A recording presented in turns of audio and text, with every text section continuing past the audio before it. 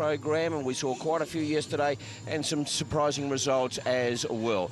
Here is the scene, of course, the main stadium in the background where the opening ceremony was conducted, a glittering opening ceremony, and very, very benign conditions here. 23 degrees, certainly hasn't reached its zenith. That temperature will certainly skyrocket during the day.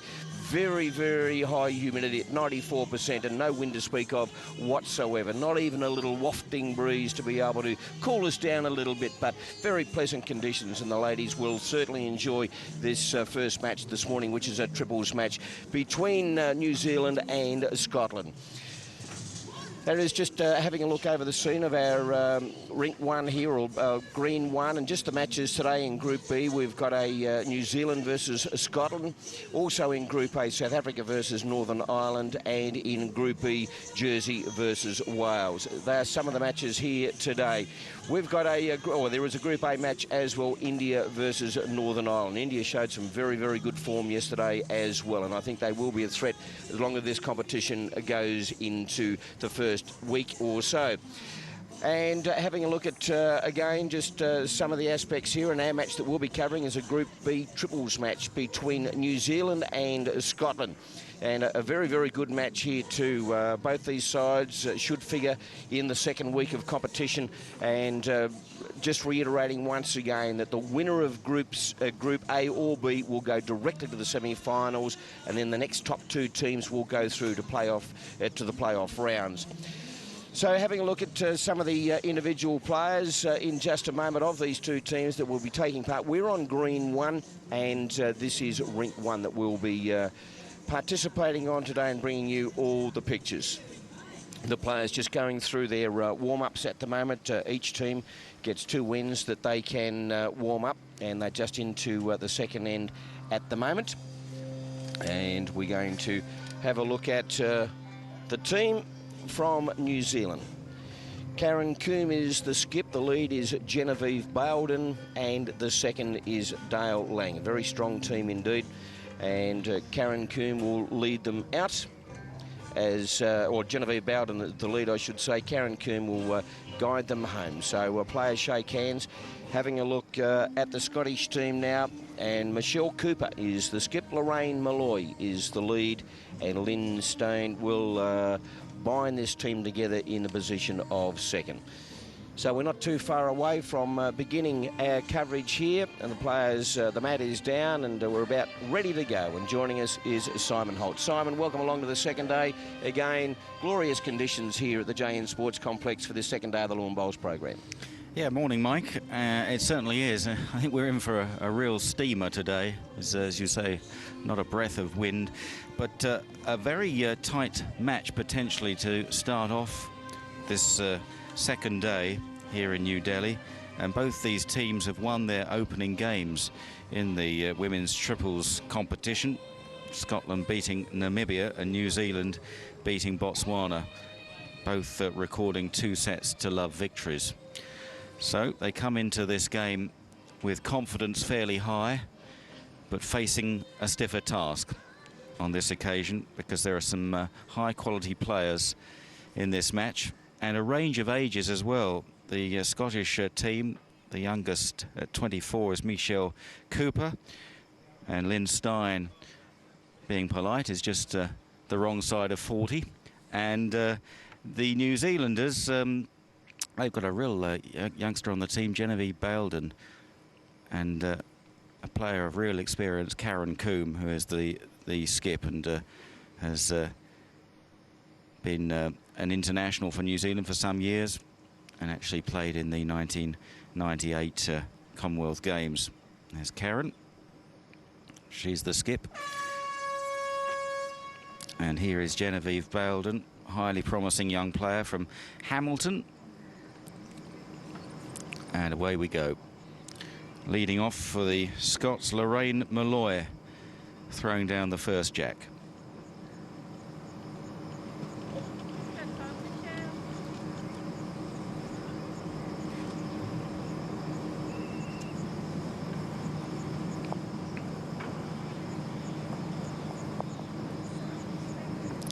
Lorraine is from West Lothian, which is a district that borders Edinburgh, Falkirk in Scotland.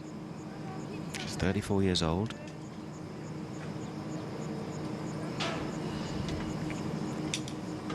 And leading off for New Zealand is Genevieve Baildon, described as a calm, confident, consistent and talented player.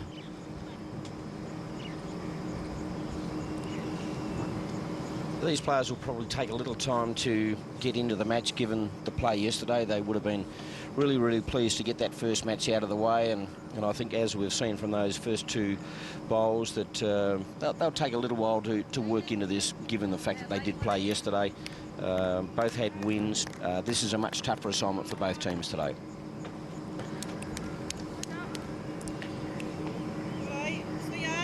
It's just a slightly rusty start. It is an early start as well. I don't know whether that makes a big difference to bowlers. I know some golfers don't like going out too early. Probably going to get the best of conditions, Simon, given the fact that the greens would have been rolled overnight. They have been vacuumed. All the greens last night were full of moths. So, yeah, they've probably got very, very good conditions. It's going to be warmer now than that midday session. Yes, it was moth carnage out there last night.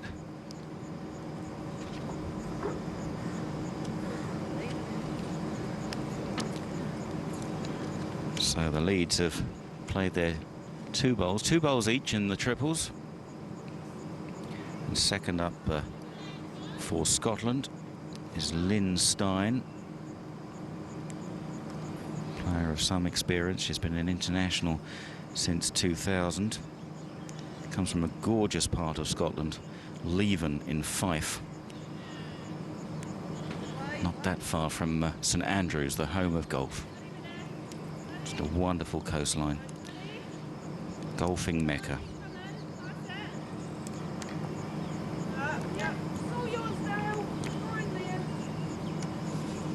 Not quite up to the head at this occasion on 4 of those 5 bowls so far. Just finding their feet, finding the grass. Probably a little bit slower, the greens this morning, than they will be a little bit later on. Second up for New Zealand is Dale Lang from Wellington. Yeah, good looking bowl here. Yeah, found a range very, very early, and that's a great bowl. Now, for those of you at home who may have a little difficulty in picking up the differential as to who is New Zealand and Scotland, as is Simon, our monitor has got a fair bit of sun glare at the moment. New Zealand have the red discs in the centre of their bowl, and Scotland have the blue discs.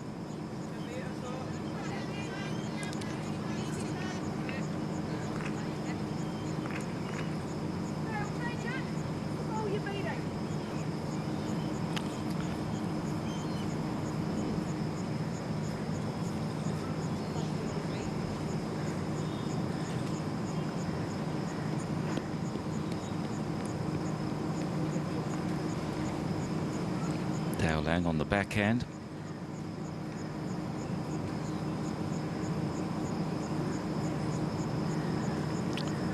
Just a half a yard short on weight, but another very, very good bowl. The skip calling that one in just to be around the back of the head for a little bit of protection from those Scottish bowls that are at the back. So, but 2 very, very good bowls there from the New Zealand second in Dale Lang. This is the Scottish skip, Michelle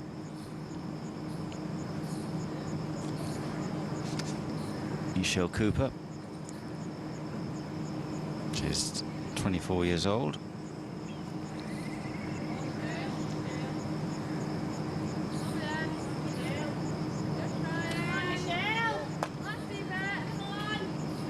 Far away.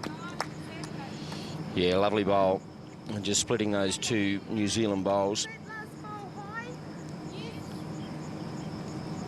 Cut the collateral damage to 1 at the moment.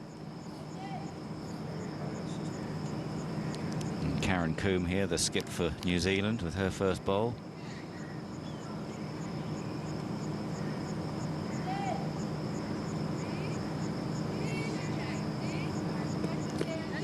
Pretty smart bowl, given the fact that Michelle probably will look to be able to carry that jack back a little bit to those backwoods. So the skip in Karen Comm being able to place one in the back of the mix. Cooper maybe just trying to disturb the jack. No, it's a little knock on.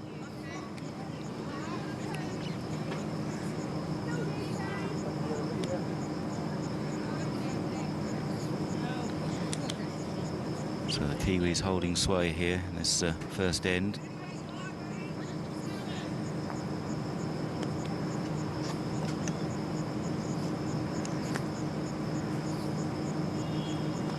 I think she was a little bit tentative given the fact that they were holding shot, so it's a pretty fair result, and I think we'll see that a little bit in triples today. Yes, there was no need for any heroics there on that last bowl, and in fact it's called 2 for New Zealand. So a good start for New Zealand, lead 2-0. And we've seen the interesting tactic here once again, where the team that actually does win the end can send the other team in, so which they've done, which gives them the last bowl and the last use of the tactics for this particular end. Yes, we saw that with the a game featuring the Scottish men's pairs. And certainly those two lads preferred to bowl the last bowl, so would put their opponents in. This isn't the case here. New Zealand have put Scotland back in first, having won the first end. Shortish jack.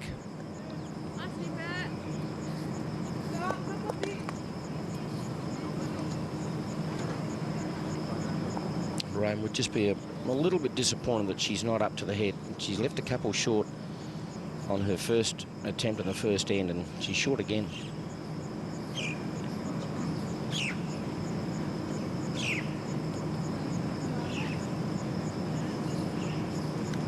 Good bowl.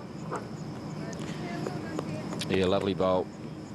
We're seeing early this morning, Simon, that the players are taking less grass than they did in the latter stages of yesterday, so which tends to indicate that the green dynamics have changed from late yesterday afternoon and the evening's play. Yes, that bowl from Belden just now, it didn't really move a great deal. That's through the gap there. But not a bad positional bowl.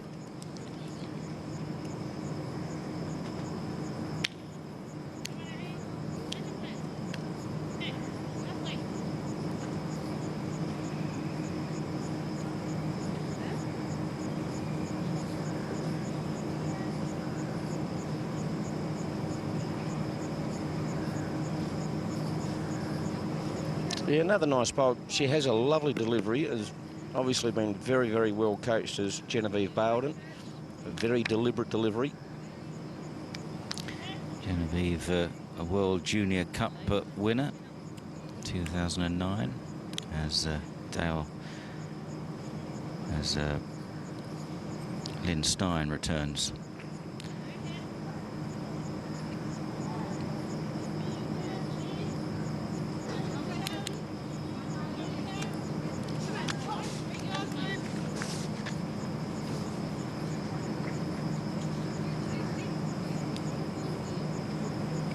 Stein's first delivery on the backhand. Yeah, lovely bowl. Scotland grabbing shot.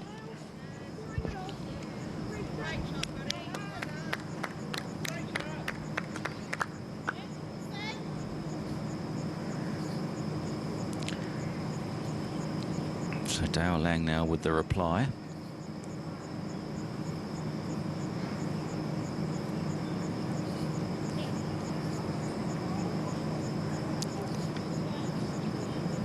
Arc.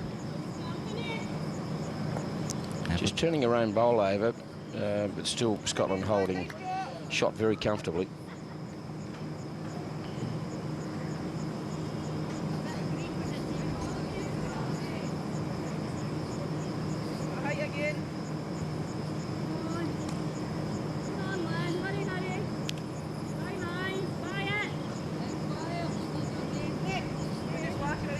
It's worked into the mix, probably just outside that Kiwi bowl, which is just below the jack on your screen. So Scotland definitely holding one at the moment. Plenty of room, Simon, for all players to be able to draw to that jack. Absolutely. And here's Dao Lang on the forehand. It's going to do something, this. Oh, knocked it out. I think they still hold shot, but that was a very, very good move and a smart play, given the fact that that scenario she could either shift the Scottish bowl or trail the jack through, and she had the best two backwoods as far as early scenario there, and not a bad move. Was watching the replay here again. You can see the two red bowl discs at the bottom, just comes through.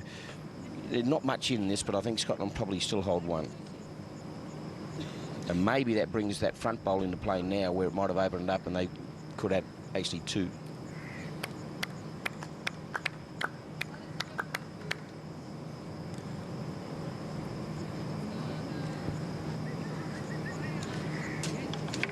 Here's the Scottish skip then, Michelle Cooper.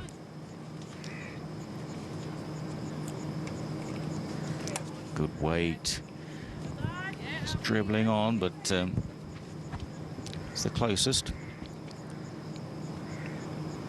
Pretty important bowl here, I think, for Karen Comm to restrict the shots of the Scottish players.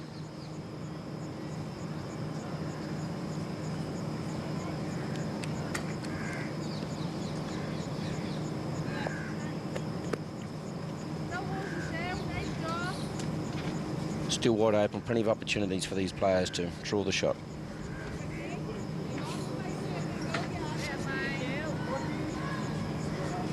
Cooper trotting after this one. Will it turn?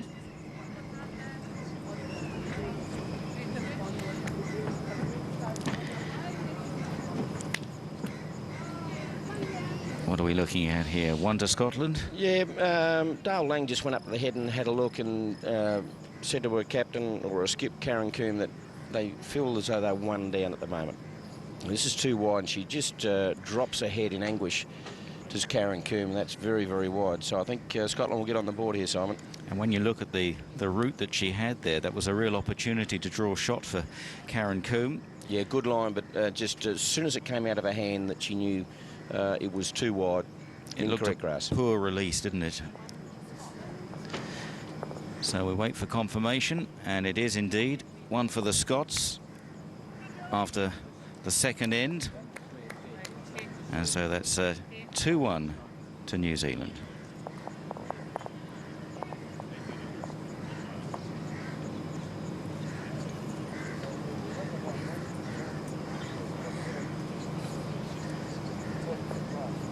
Scotland return serve by sending the Kiwis in the bat.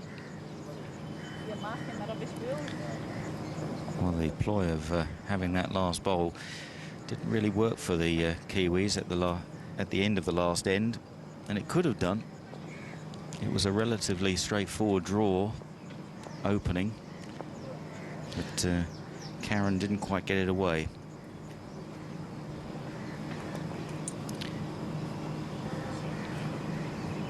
Genevieve Baildon describes herself as quiet and calculating. And when she plays singles, she prefers to give the mat away. So she's one that likes to have that last opportunity, the last say. It really is a personal preference, I think. We've seen quite a bit in this tournament that the mat will be given away. Here we've seen it already that on each end the mat has been given away. So some teams prefer to apply the pressure and keep the pressure on by taking the mat and really making the other team work very, very hard. But here we've seen that they want to have that last crack at it. After a good bowl from Lorraine Malloy, this is Baildon's second bowl. Good effort. Yeah, nice correction. Just not quite. Just needed another half a yard of pace. Green perfect.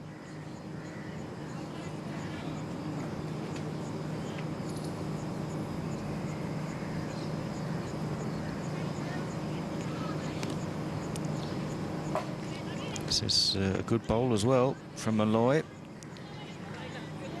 Probably just ran through.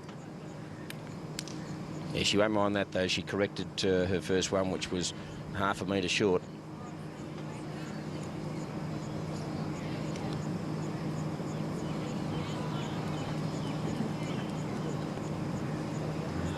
Dao Lang here reached the national pairs final in the 2010 Trans-Tasman tournament and represented New Zealand at the 2009 Asia Pacific Games. She's better known as an indoor bowler in New Zealand, but has transferred recently to the outdoor game with plenty of success. Well, this shouldn't phase her playing on carpet. Most of the indoor is synthetic, of course, and she should be very, very used to this. And, of course, the Trans-Tasman conjures up the great rivalry between Australia and New Zealand, hence the name the Trans-Tasman. And it's always a fierce battle, whatever sport you play. I think perhaps an indoor bowler might just miss the air conditioning here this morning. I think the old Fujitsu would be working overtime in these conditions.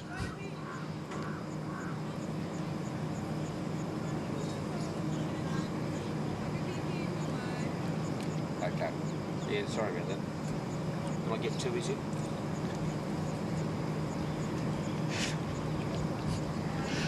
Oh, absolutely. The scooter in here. Lang with a good line. If it breaks too strong, never going to turn enough. Just overplaying her hand a little bit at the moment, Dale Lang, but the grass is up almost perfect. Just that weight, but they won't mind having those two backwoods.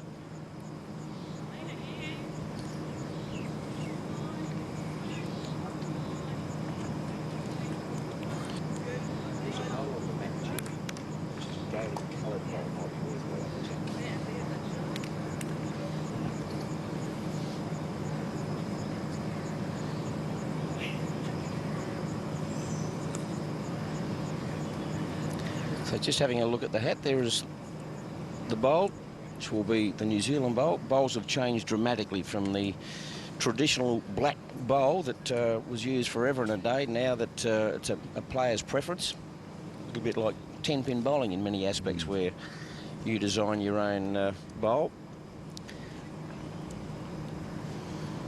I don't know about you, Mike, though. I'd like to see them a bit brighter and bolder, if only to help identifying, not just for commentators, but for viewers as well. I think improvements could be made, certainly in sunny conditions like we have here this morning.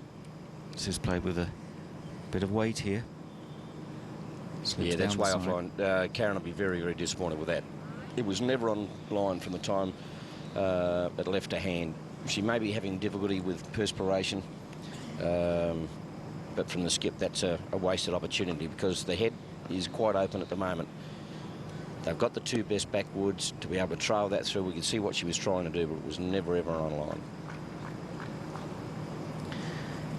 Next up is Michelle Cooper, who's the youngest member of Scotland's lawn bowls team this year, age of 24, from Kilwinning in Ayrshire.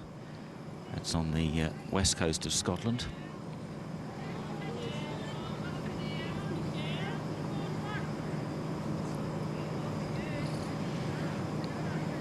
Yeah, good bowl, which has made it difficult again now for Karen Coombs to be able to draw through that particular alley. Scotland holding one at the moment, I think, and this is really, really difficult now. She's going to rock up to the mat. She's going to grit the teeth and have another crack at this.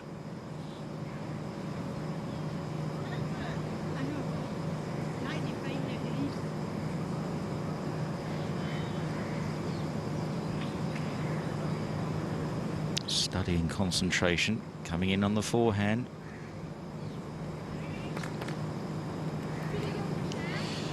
Yeah, it could be a couple here for Scotland at the moment. Again, it was a fair effort, but good correction, but the weight just too heavy. Good chance for Cooper to add.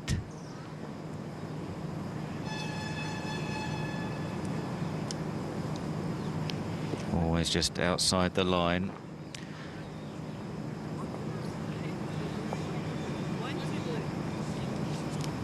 Just one for Scotland there. Mike thought it might have been two. And so that levels the scores at the end of the third end.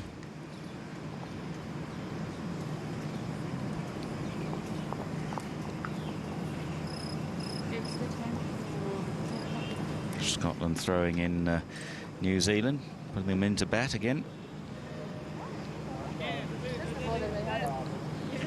If you're on a streak that is suiting you and it's putting pressure on the opposition, I think that pressure got to Karen Coombe there a little bit. That first delivery was a fairly ordinary delivery, and then she had a better weight and better correction with her second delivery, but it wasn't to be, and it just skipped through. So New Zealand under a little bit of pressure, albeit the fact that the scores are level.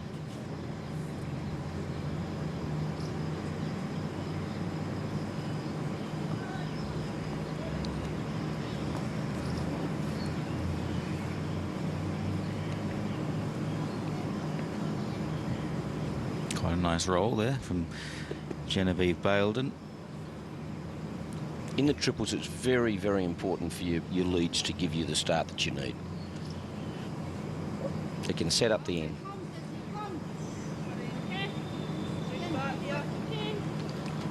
It's not too shabby from Lorraine. Oh, great bowl.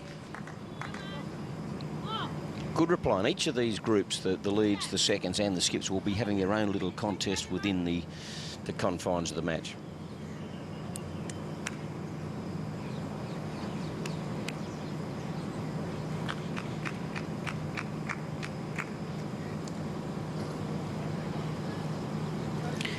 In this team competition, it's not like a football match or where a player can be replaced if they don't perform. This is the team they've selected, and it's the team for the whole duration of the tournament. Well, the only thing that would change that if someone happened to get Delhi belly or something like that, where they may need to go for a substitution. Lovely bowl. Well, the Scottish team, Lorraine Malloy, playing very, very well at the moment. Full of confidence. Let's not talk about Delhi belly anyway. Exactly.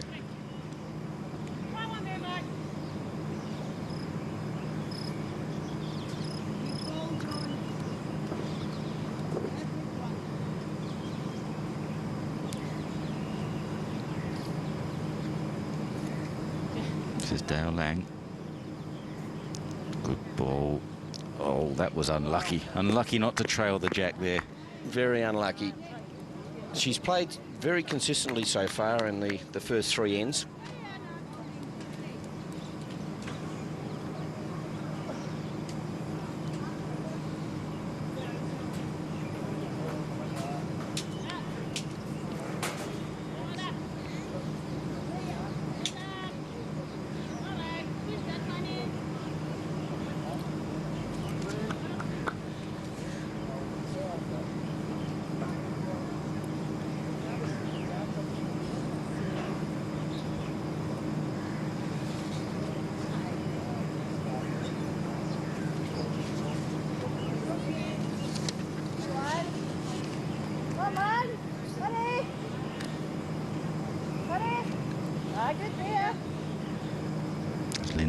Stein, or it might be Steen, not sure of the pronunciation. There used to be a Scottish football manager of renown called Jock Steen. I'll just call her Lynn. Lynn. Jock Steen, he was a hard man. Very successful Scottish football manager.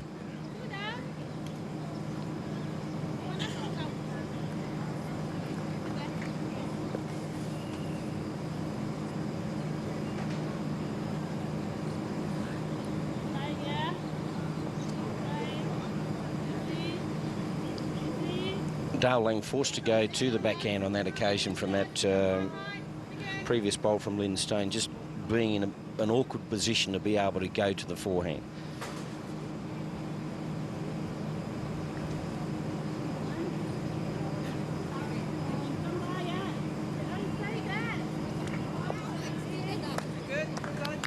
Little wick, not too much damage there, so Scotland still holding one at least, maybe a couple. Karen Coombe a little bit of work to do here, because the Scottish bowls are surrounding the jack.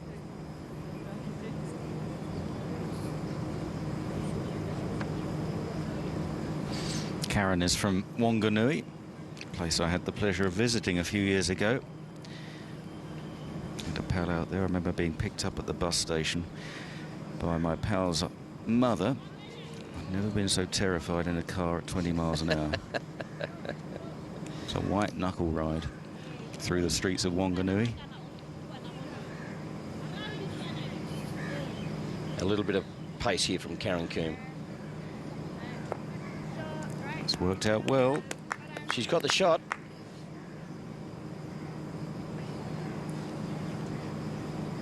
Just having a look at that again. A little bit of weight from Karen Coombe, trying to disturb that head. She did so. A little bit fortuitous to be able to run a rain bowl through, picking up the jack, hold shot. And the contact with that other bowl really checked the speed, didn't it? It was pacey enough. Scotland now just having a real good look at what's happening.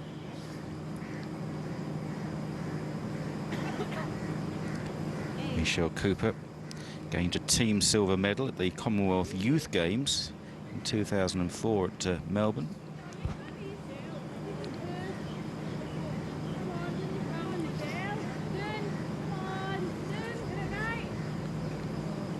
Gallant attempt.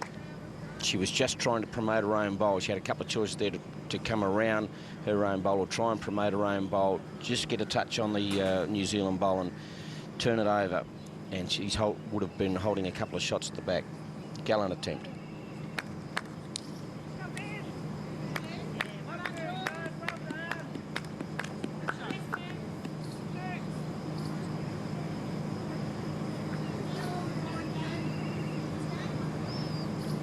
Big discussion going on here. Yeah, Mike. fair deliberation by the Kiwis. I don't know whether there was a time limit on how long you can have a chat. Play the 30-second rule.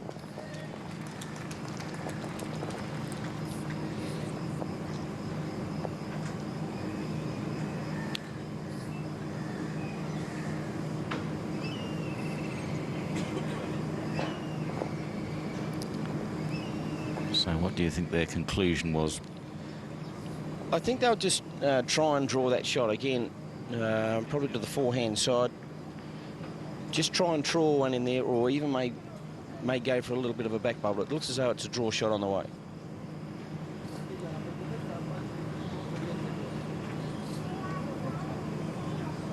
Yeah, a little bit of extra weight just to come through to the back in case Michelle Cooper decides to play with a little bit of weight here and be able to try and disturb the head and move the jack back, where Scotland have a couple of bowls. So New Zealand holding shot here.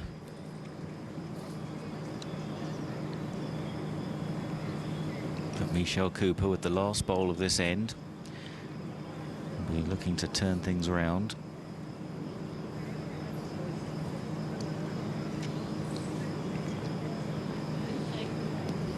Taking a fair time. Some people may think, well, really, you know, are we playing for sheep stations? This is the sheep station in lawn bowls. The Commonwealth Games, the highest level. This is the Olympics for lawn bowlers.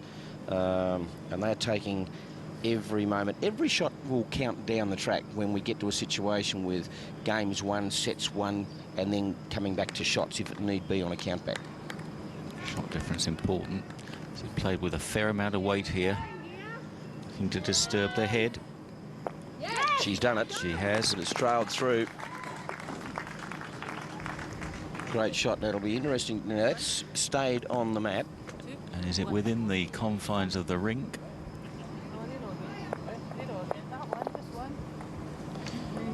A very, very good bowl by Michelle Cooper, limiting the damage. And actually taking a shot to boot. It's more than limiting the damage. So a shot to Scotland at the end of that end takes them to 3 now, 3-2. The Scots take up the lead here.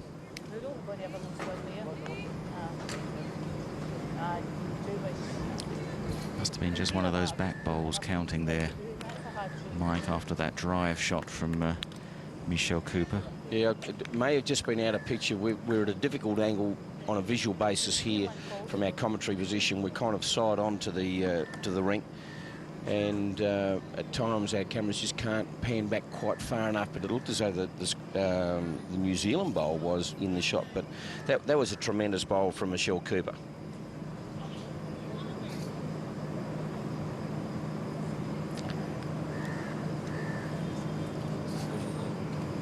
Bowden leading off.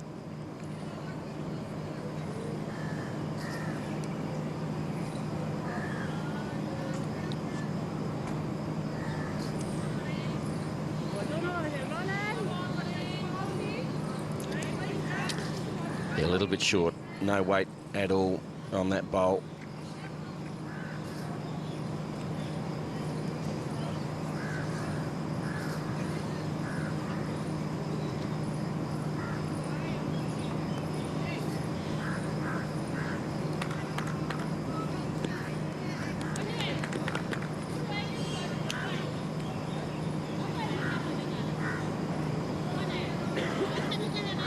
That's a better bowl from Genevieve Bowden.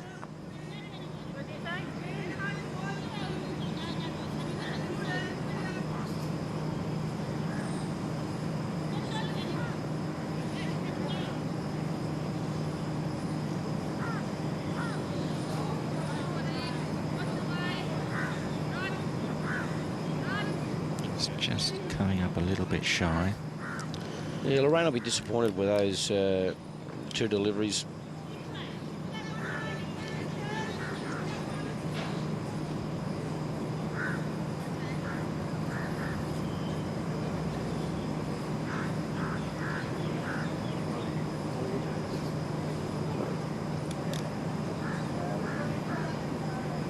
Yeah, good bowl, Dale Lang. She's been thereabouts in each of her bowls so far. She's always been up to the head.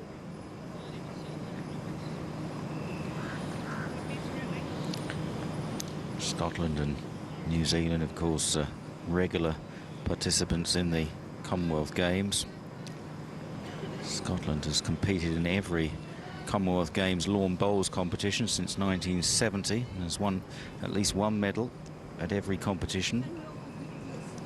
Of course, the team includes the men's singles player Paul Foster, he's a very fine player, and the 72-year-old Willie Wood, returning for his 8th Games this week and hopefully next. Now, you just saw that bowl there, and we've been talking to some of the players. It kind of straightened up. Now, every now and then there is a little bit of a glitch or a little bump, unevenness in the green, and it will tend to straighten that bowl up. That didn't break. In actual fact, it started to go the other way.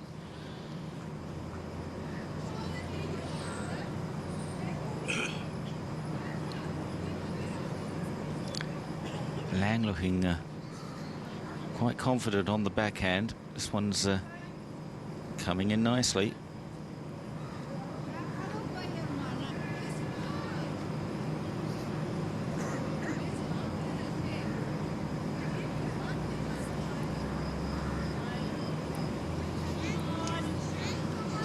It's got a little bit of pace. It might hold its line here. And it looked as though it was never, ever going to hold its line, but that's a fine bowl indeed from Lynn Stein. Grab shot. Having a look at it again, it was a good delivery in deference to some of the others that, you know, did turn right at the end. It held its line, and a very, very good bowl indeed.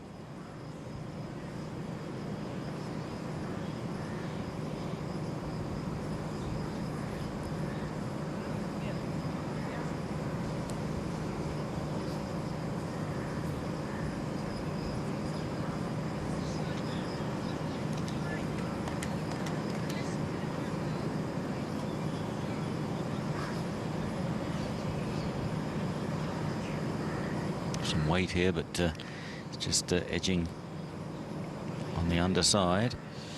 Yeah, Karen, that first bowl on each end that she's played have been less than brilliant, and I think it's the pressure that's coming from Lynn Stein that immediately the skip's got to react and has got to get the shot. They are, on most occasions, the 3 and 4 ends we've played so far have been a shot down at this particular stage, placing enormous pressure on Karen Comm. And of the two skips, this young lady has just looked the better in these early skirmishes. Michelle Cooper. That one came up pretty short though. Well, Karen will be desperate to get a bowl to the head and try and mix it.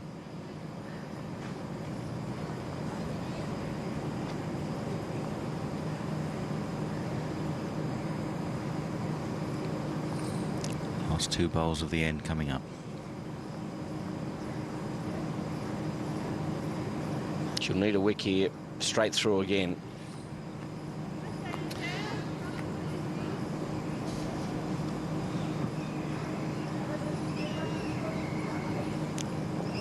And Cooper with the last bowl of the end.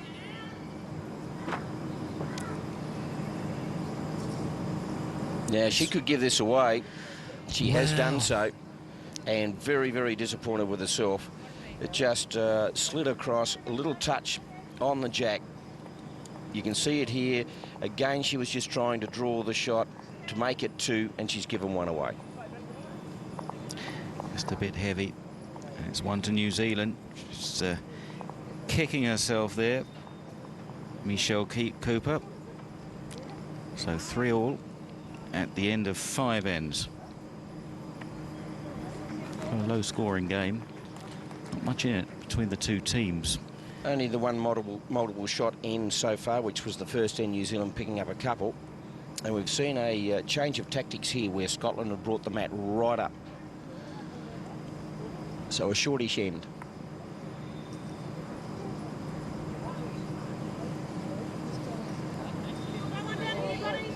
Unlucky then, Michelle.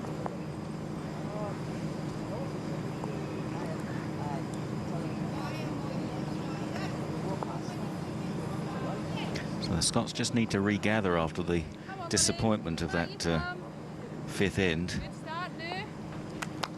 Done. Yeah, good start from Lorraine Malloy. I think the first time in any of these ends that she's actually been past the jack with her first. Give us some confidence.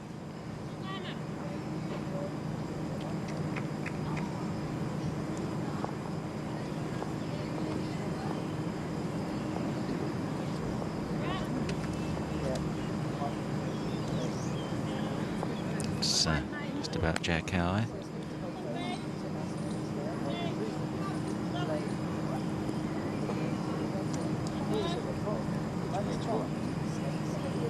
Come on, Lorraine.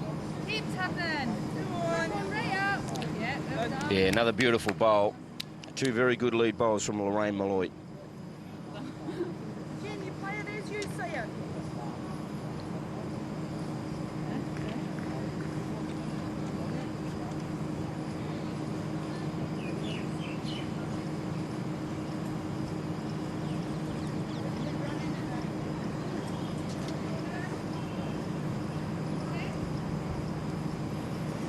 Online.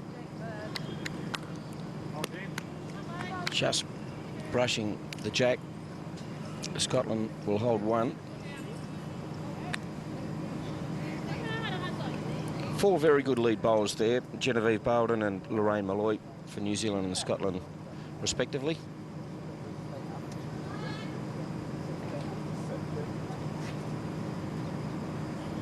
So it's Lynn Steen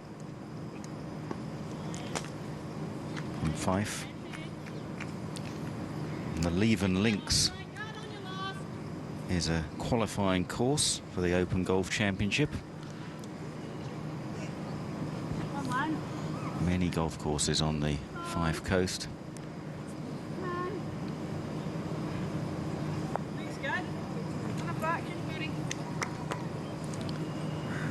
Still wide open. Yep, you can that on.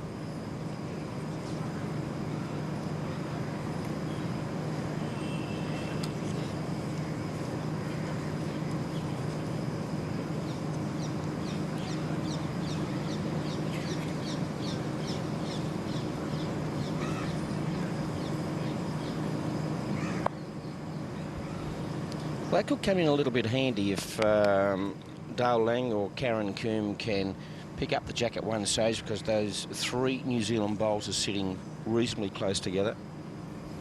Come on, lad. Come on, lad. Come on, hurry, hurry. It's coming around nicely. Yeah, good bowl. Go there again, Dale. Go there again. Hold on it.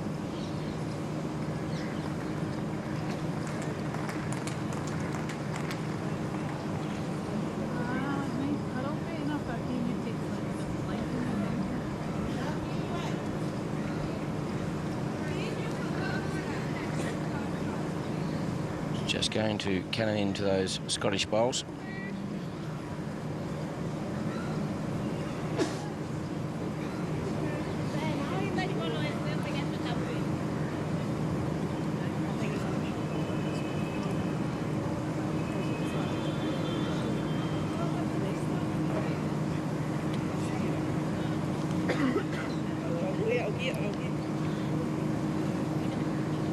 The brains trust going to work for Scotland. Well, she'll be very anxious here not to make another mistake, won't she, after that last end. She'll be looking to pay back her teammates.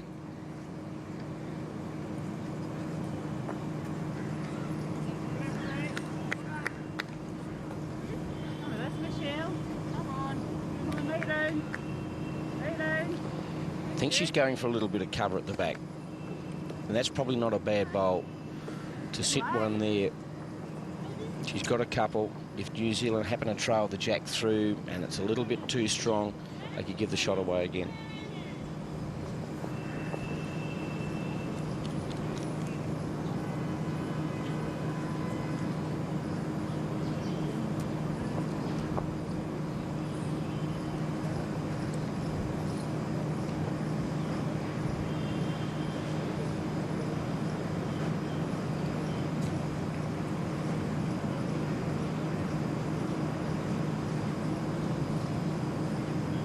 Steaming through, so it's looking like 1 or 2 to Scotland. Karen Coombe has picked every gap on the green so far. Go there again, Michelle. Come on. Come on, then. Run. I'll find you. Yeah, way short, and has left the door ajar. I think Karen Coombe will go again with a little bit of weight to try and dislodge those 2 Scottish bowls.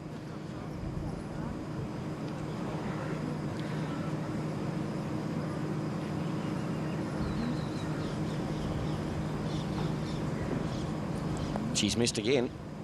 She's missed again. So what are we looking at here? It's 2 for the Scots. So 5-3 now to Scotland after 6 ends of this first set.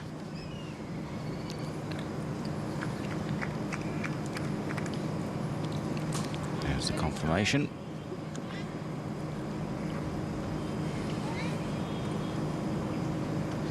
Scotland have just changed tactics here. They haven't given away the mat on this occasion. They've taken the mat, they've gone to the short end again, so they might feel at the moment that they're on top in this first set. And this mat's almost halfway up the green.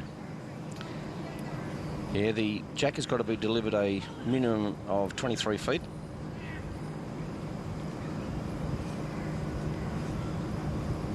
Just placed in line to line in the centre of the ring from end to end. And they're just checking the distance that the jack has travelled.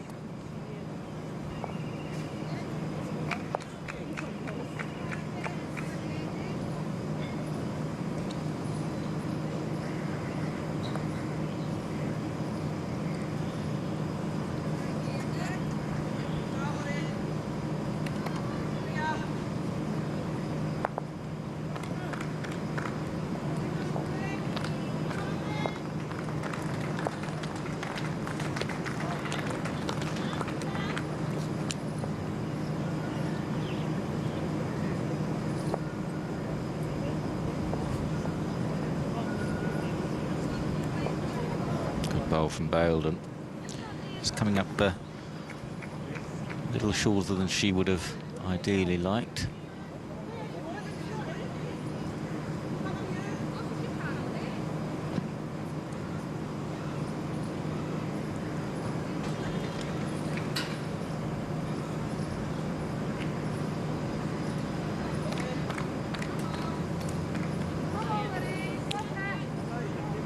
Yeah, lovely bowl again from Lorraine Malloy. She really has got a confidence up at the moment and has delivered 2 beautiful lead bowls. Yeah, Scott's very happy with that.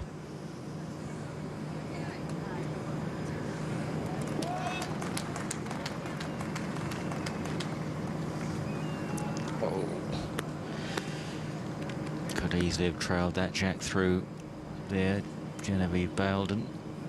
The Kiwis have been a little bit unlucky in some aspects, but that's the pressure that's applied by the Scots at the moment. They have found every gap that's available.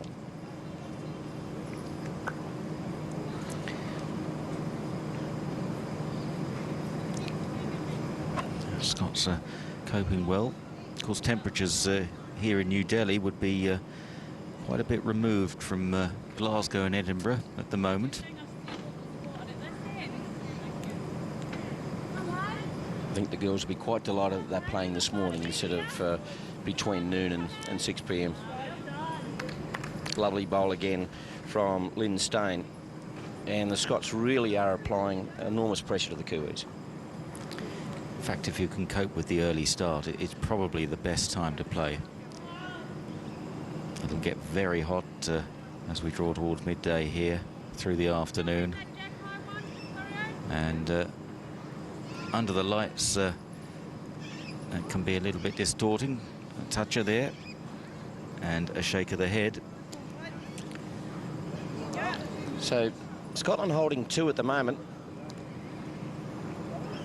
And Lindstein's really going to try and complicate this for the Kiwis by just trying to settle the bowl in that head, which would make it very difficult for the Kiwis to be able to get in the mix.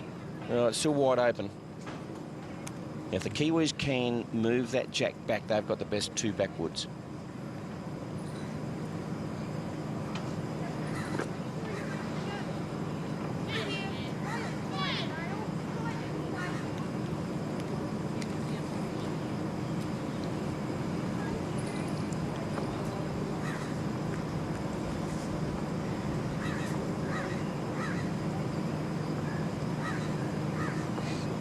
Dowling, a new team member for New Zealand.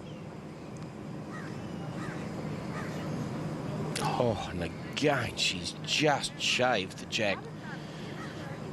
Her skip, Karen Coombe, asked for a little bit of weight, trying to knock that Scottish bowl out or trail the jack through, and she made a very, very good attempt at it.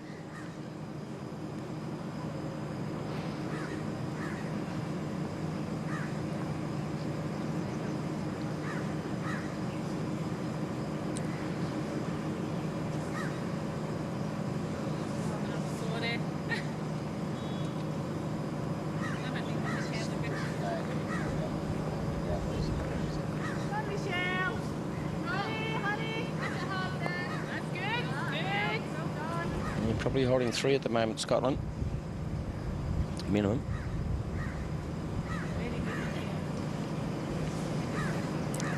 Small Scottish contingent in the crowd to support the girls.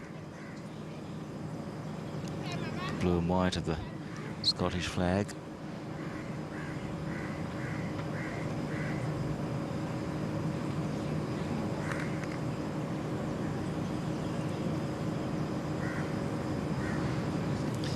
Conferring on how they sit on this particular end, which is our 7th end.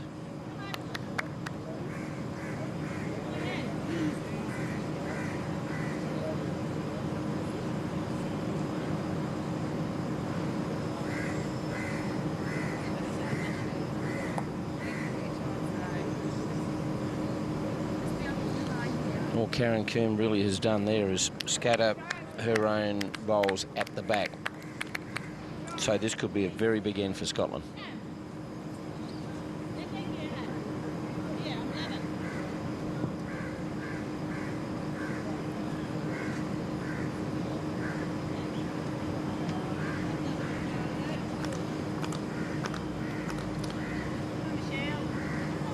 Yeah, smart move here from Michelle Cooper. She knows that the Kiwis have got the best back bowls. She was trying to lay one in amongst them, but she's just overplayed her hand a little bit and thrown one in the ditch. But she needed one at the back, so which does now give Karen Coombe a little bit of a chance here. If she's good enough, she'll be able to take that back. So there is the scenario there. You would think possibly 3. Looks like 3.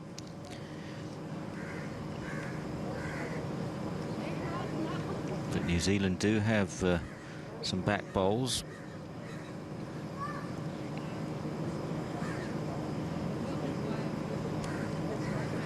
Trying to draw it. Staying out. Yeah, Karen will be terribly, terribly disappointed with that. I think she's under an extreme amount of pressure at the moment. And that pressure comes from how well Scotland are playing as well. So a big end for Scotland there. 3 shots in the 7th end takes them to 8-3 now. And Scotland getting away from New Zealand with 2 ends to play in this first set.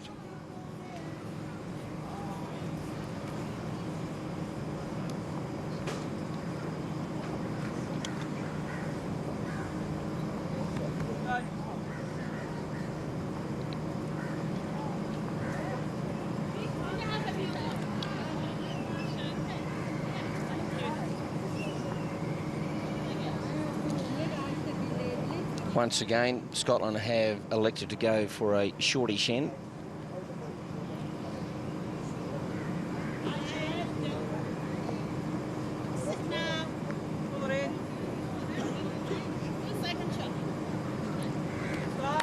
They know they've got the Kiwis 6s and 7s in this first set and really keeping the pressure on. Didn't give the mat away, hung onto the mat and wanted to apply some more pressure.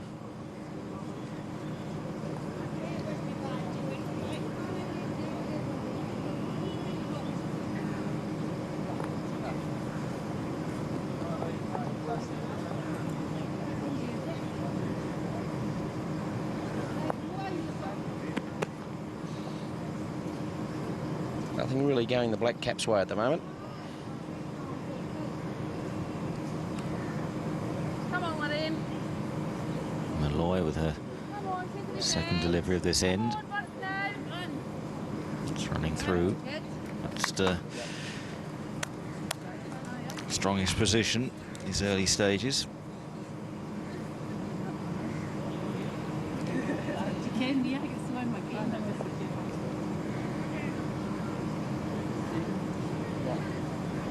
Drinking off the water, Michelle. She did it that other day.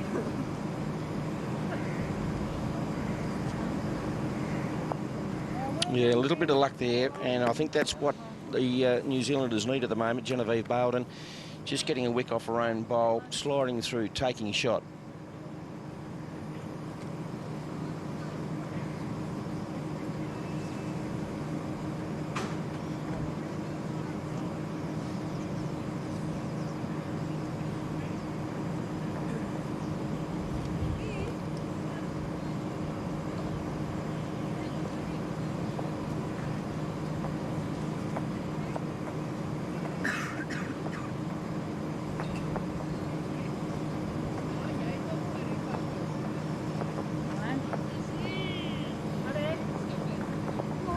To take that bowl out. That's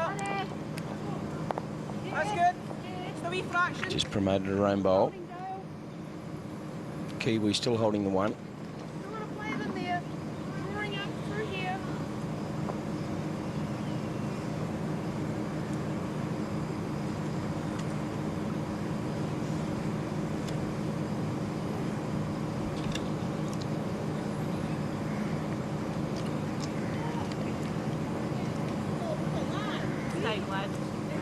Yeah, just a little bit skinny on the end.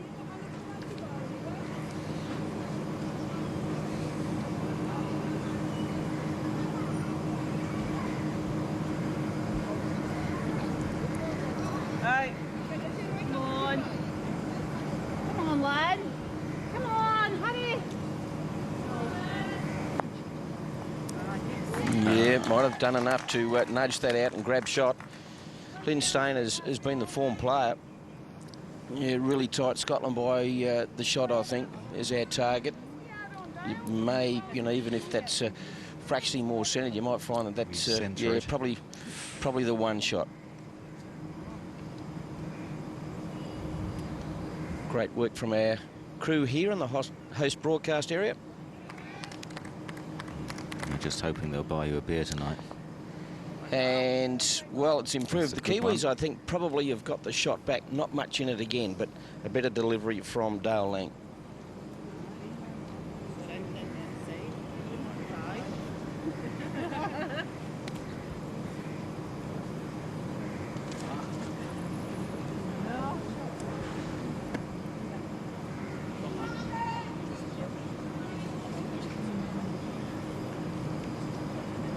So New Zealand holding just the one with Michelle Cooper on the mat.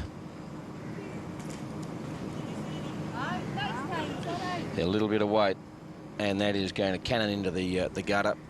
Just blocked that one out. Yeah, just straightened up. Right from the time of the delivery, it was never ever on line, and she was just trying to disturb that head, which is really quite tightly packed at the moment. There is not too many opportunities to get amongst that.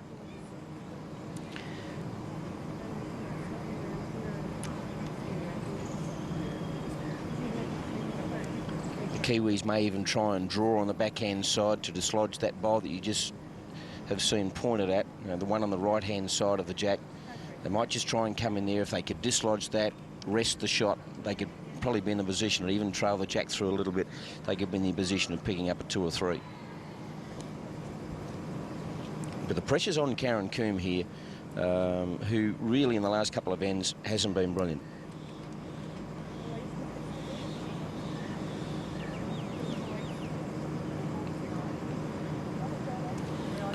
But it only takes one bowl, Simon, to turn it around. Could this be the bowl?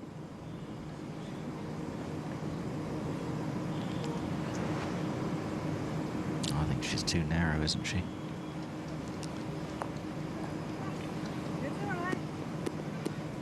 Yes, well called, little narrow. And she was probably a little bit lucky that she didn't disturb something else. Now, what opportunity for Michelle?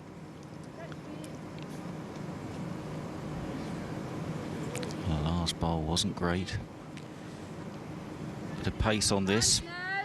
Looking to disturb that New Zealand bowl close to the jack. There's a... Yep. And they take the shot. She has played very, very well in that scenario, Michelle Cooper, where they've been a shot down. She's gone with a little bit of pace on the bowl. She's grabbed, well, there could be a couple, if not more, there. I think that is Karen Combs. Here's the replay. Just knocking it onto her own bowl, knocking the New Zealand bowl out. And she'd be more than delighted with that. So, again, Karen Combs has everything to do here.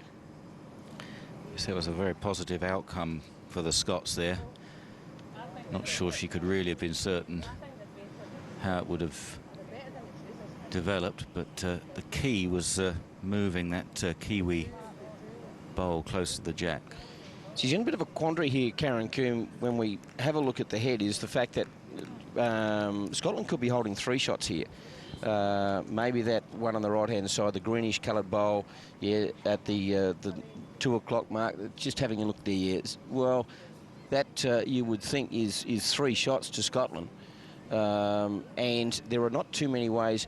She's either got to try and draw the shot, but Scotland have got good cover at the back as well.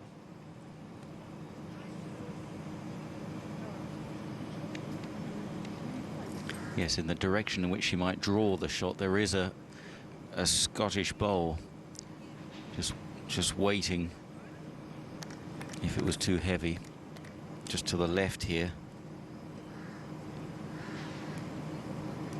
There's some problems for the Kiwis. They trail by 5, and this is the penultimate end of the first set. This is real deliberations here. There's less chat on a coffee morning. And I think her confidence at the moment is down, so I don't think she's terribly confident of being able to draw this. again, when she's applied weight to it, she hasn't been terribly successful there either. So enormous pressure placed on the skip here for the Black Caps to be able to wrest this situation. 3 shots here and the first set's done and dusted.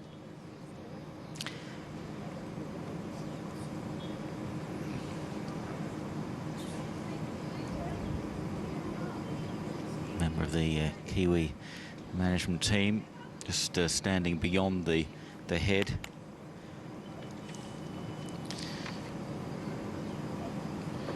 Dave Edwards. So what are the options here, Mike? Is the backhand trying to draw the shot, but with great care? Yeah, it'll need to be a very, very good draw, and that's the way she's going to go. She's going to go the backhand, trying to draw him amongst the 3 Scottish bowls. It's narrow.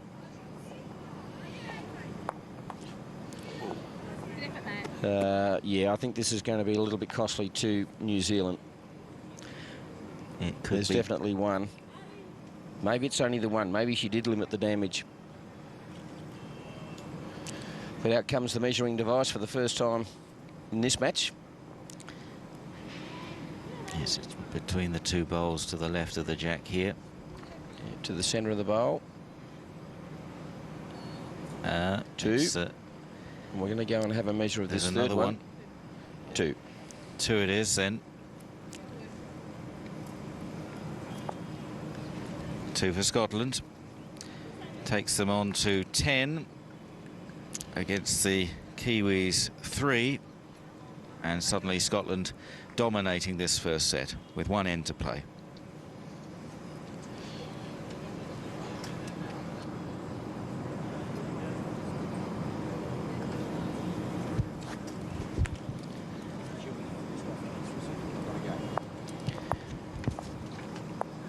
Another short end here, with the mat placed well up the rink.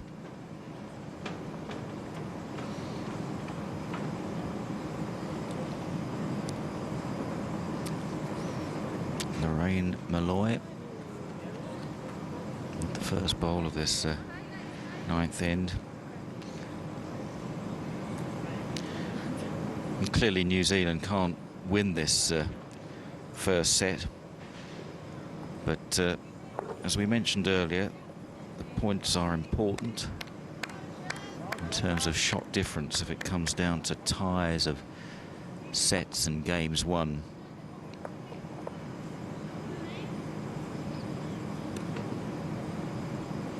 And most of the teams, the lead teams, even when they've had an unassailable lead in the sets so far in this competition, they've been trying right to the bitter end to score as many shots as possible.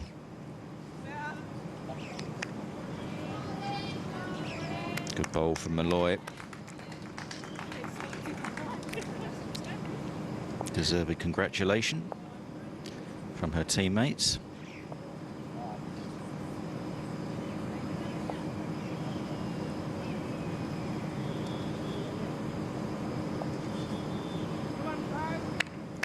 Young Genevieve Belden's ball just drifting away.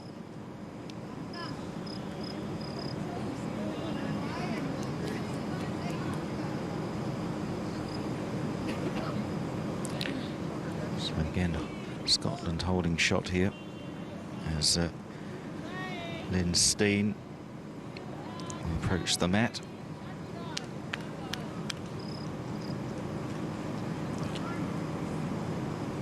.42 years old from Leven in Fife.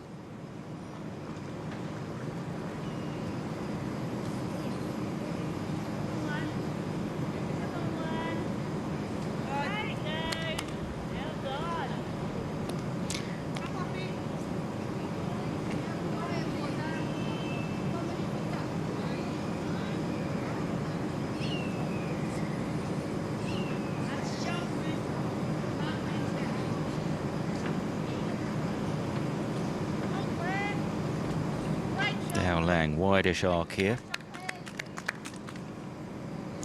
He's to trot on.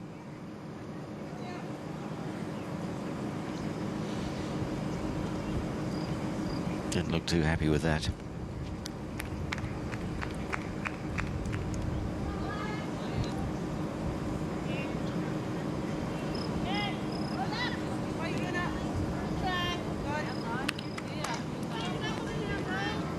And that's another one for Scotland.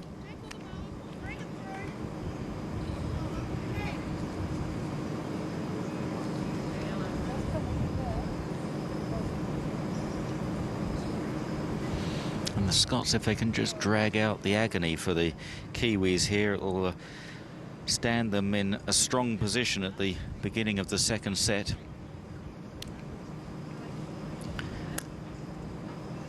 And just at the moment rubbing salt into the wounds, holding 3 shots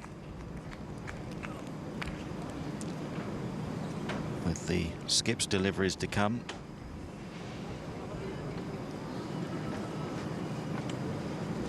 And confidence could be at a low ebb for New Zealand.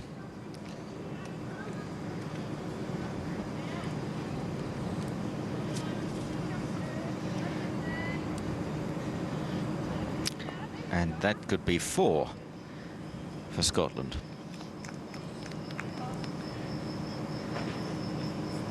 Yeah, the Kiwis in all sorts of disarray here at the moment. I think their mood may match their strip, which would be terribly warm out here today in the all-black colours of New Zealand. They just want to get this set done and dusted. They know they can't win the set or even tie the set. Get it over, get on to set 2. This system where the scores, the shots are important for shot differentials. A little bit of luck finally bit, going Karen Comb's way. Just as I was about to say, that it just drags out the agony a bit for the losing side. It's not going to make any material difference, that bowl, to the outcome of the set. But the outcome for Karen Coombe, Simon, may be that could have been the bowl that turns her match here against Scotland around. It's a lovely, lovely reply by Michelle Cooper.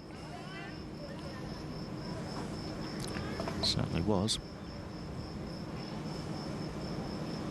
Let's see if she can back it up now. If she could finish with 2 good bowls at the end of this set, that'll give us some confidence going into set 2. It's not going to be. She's found another gap. Straight through.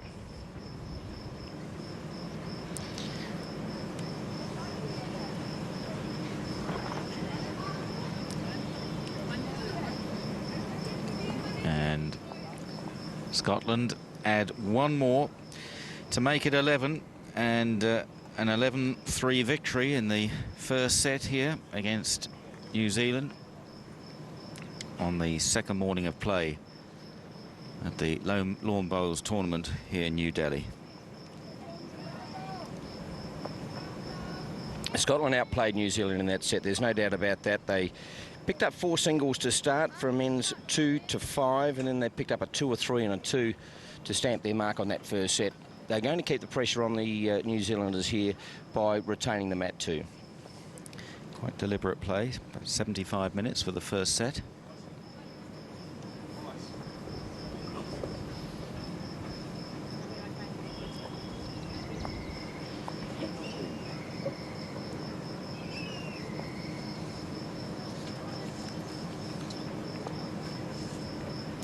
Some teams will get on with it all the time, but some teams love to have that little chat, analyse each head as it forms.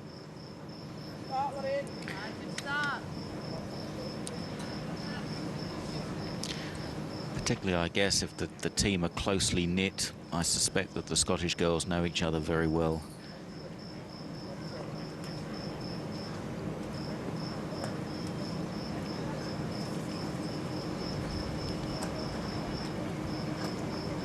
A lot of these players now would play all around the world.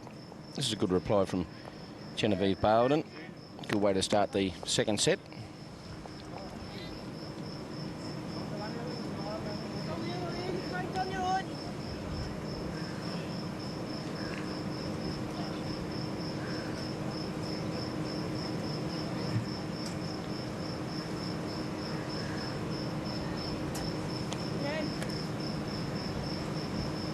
Just give her own bowl a nudge. How's Mia? Yeah, the two leads playing pretty well at the moment.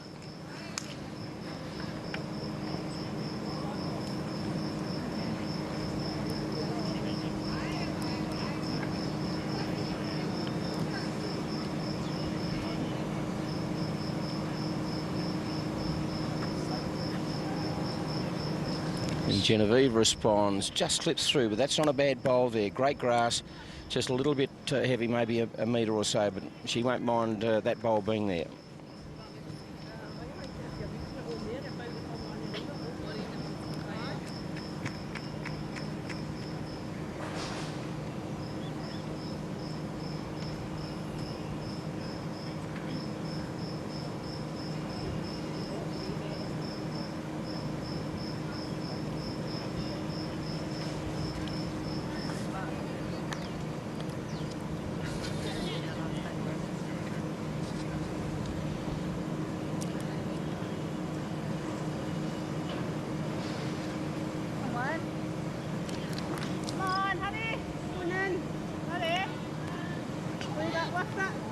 Just looking for that little nudge forward again, but only succeeded in rocking her own bowls.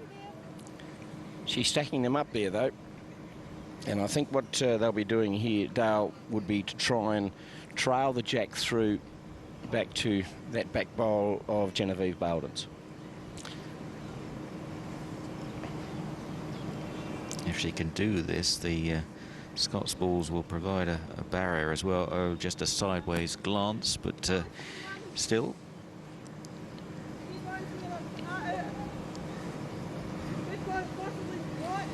Lindstone has got a fair target area of those three bowls just in front of the head. She's getting the instructions from her skip, Michelle Cooper.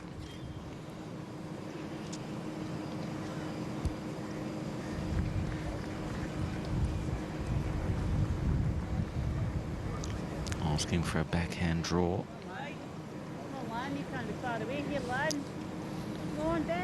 Will it come in? Yeah, pretty good bowl, pretty good effort from Lindstone. The Scottish players were hovered over it. That'll give you a great idea of who holds what shot. And the bowl just at about the 11 o'clock mark is the New Zealand bowl, which is holding shot at the moment. They need to get off to a good start in this set, New Zealand.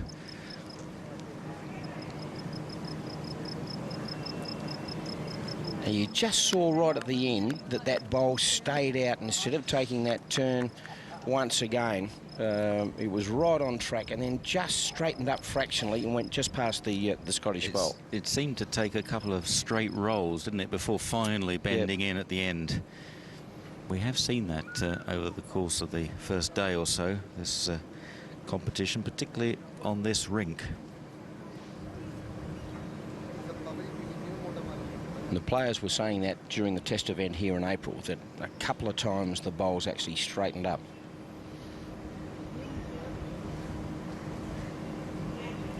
Some said that the temperatures were so hot for the test event that the bowls were almost too hot to handle. I can imagine. And they've done a marvellous job, given all the hassles that they've had with the monsoonal rain, then the mosquito plagues and locusts and all sorts of things. Delhi is turning on a marvellous event. And the people of India could not be more friendly.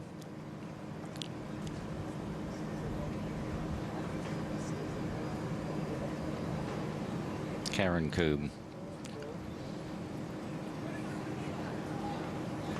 Again, she's on the low side.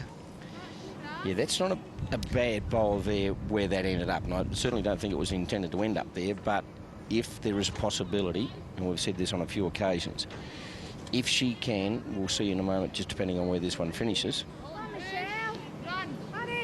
Cooper trying to add another for Scotland. Now, that's blocked a little bit of the passage that Karen Comm probably was looking at coming down. Because if she could trail the jack there, she can push her own bowl, follow the jack through, and she'd be sitting 4 or 5.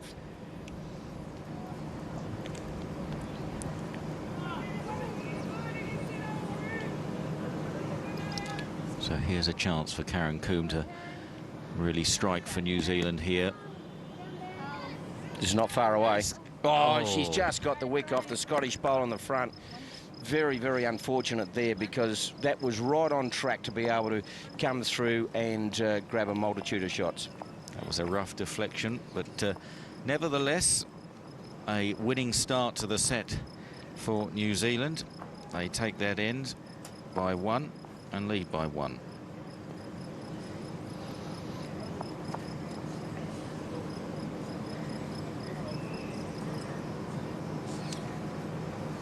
A change of tactics here again, Simon, where New Zealand this time have taken the lead from Scotland and are going to retain the mat. And the Scots have been throwing down some pretty short bowls, short jacks, I should say. The mat is right back towards the ditch. And I don't think Karen Comm was terribly impressed with that, because the skip will often stand where they want the jack delivered to, and that was well short of where Karen was standing.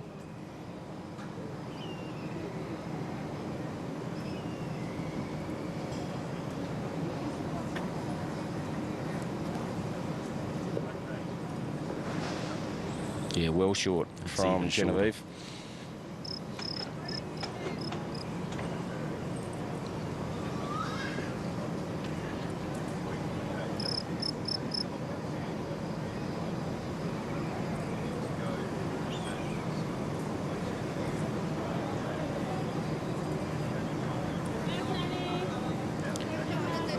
So Genevieve Bowden with a correction bowl here. She's part of New Zealand's youngest ever lawn bowls squad. Bowden is just 24, and other teammates, Shannon McElroy, 23, Ali Forsyth, 30, in other disciplines. It's better. Yeah, held its line a little bit better. Bit unlucky not to take the jack.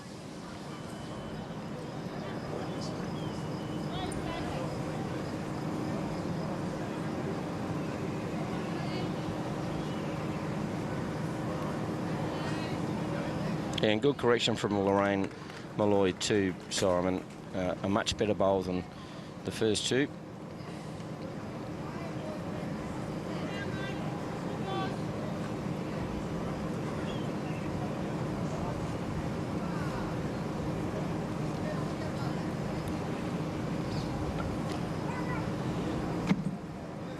Lang again seems to favour the backhand, certainly in this direction. I think when we had a look at that also, there is that one Scottish bowl sitting out to the left of the jack, in front of the jack, which is making it more difficult for her to get around that, because the bowlers have noticed that on that particular side, the bowl does straighten up around that particular point. Yes, it's hard to come in there from a wide arc.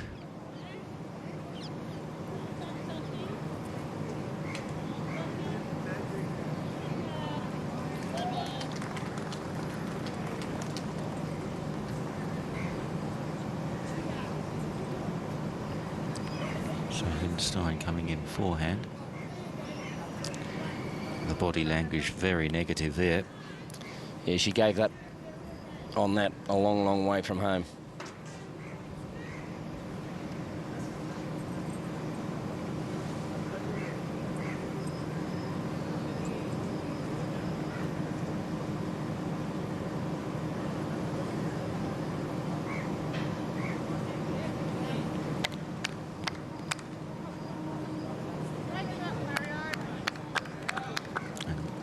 Has succeeded in getting through between that guarding Scottish bowl there. That was an excellent effort. Lovely bowl, and it did, right at that point, not break dramatically. It just kept its line to be able to get through the gap.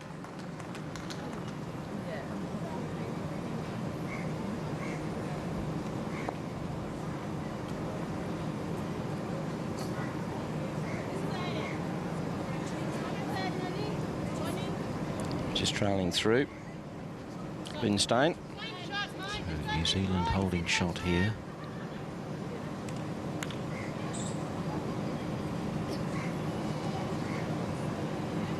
Another conference. as Karen Comm returns. Karen played in the 1998 Kuala Lumpur Commonwealth Games. She won 7 Wanganui titles in one season. Very experienced player.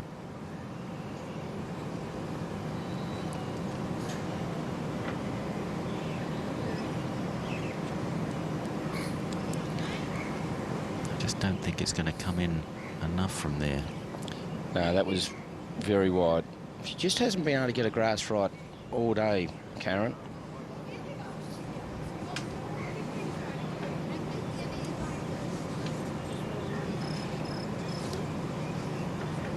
Michelle Cooper returning. She was very unhappy with the conditions apparently in the athletes' village when she arrived, but she rolled up her sleeves and gave it a good clean up.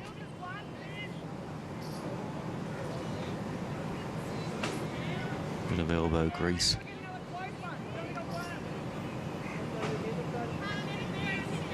Yeah, a little bit short.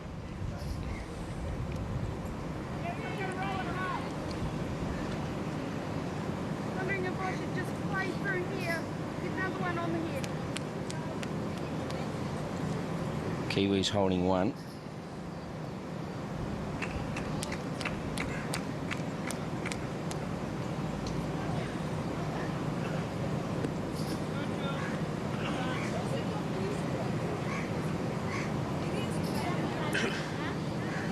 Probably not a bad result for Karen in the end, that there is one amongst the 2 Scottish bowls at the back. And the last bowl of the end. I think that's just going to cannon into these front bowls and not do any damage.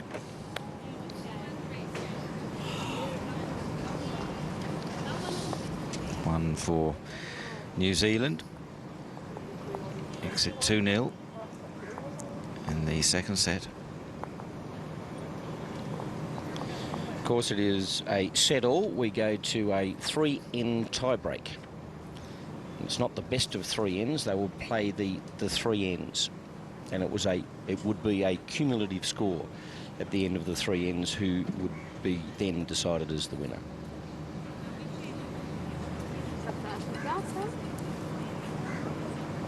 So New Zealand retaining the jack. Again, Karen Comm walking well down the rink there. If you're correct in what you say, she was looking for about another 4 or 5 metres there. Yeah, I think she was looking for a much greater distance than what has been delivered, but in the end it worked for them that last end.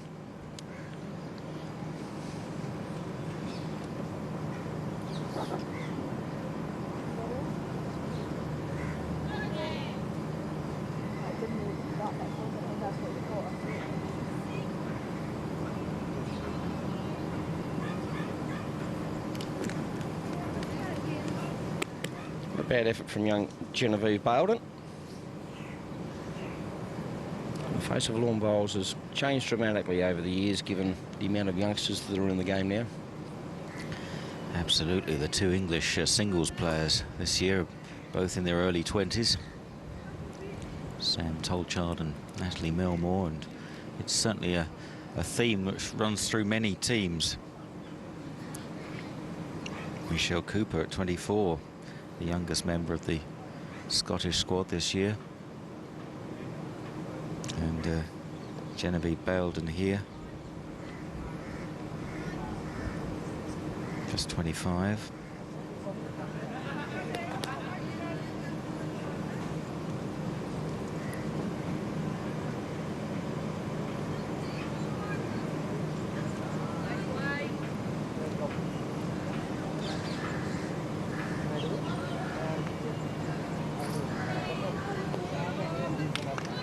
Yeah, good effort from Lorraine Malloy.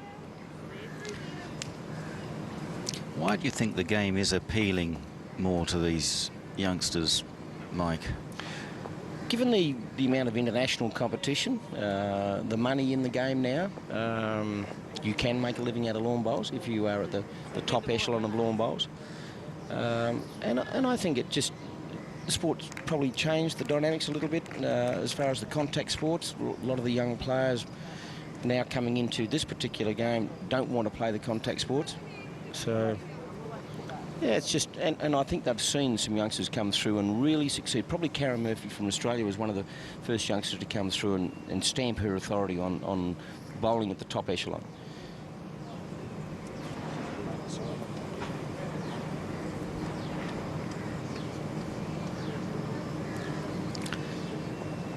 Yes, it's a turnaround. In the past, the bowls was very often the final sport that a man or a woman would turn to.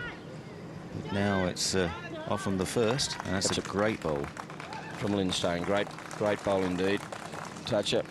Good applause from the Scottish contingent, who have found a big tree right at the back there. You can see them up in the shade of the tree.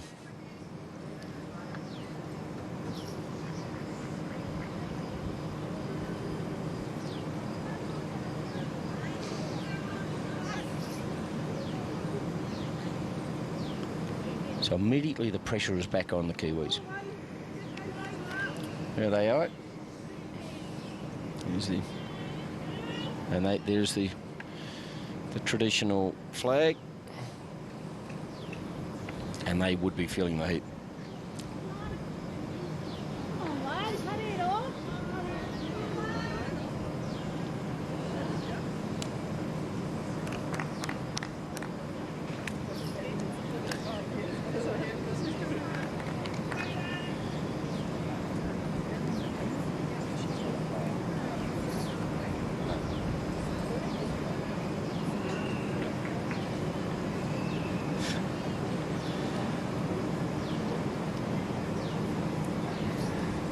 There's an Aussie supporter. The Aussies playing in the rink next to us against Botswana in the women's triples.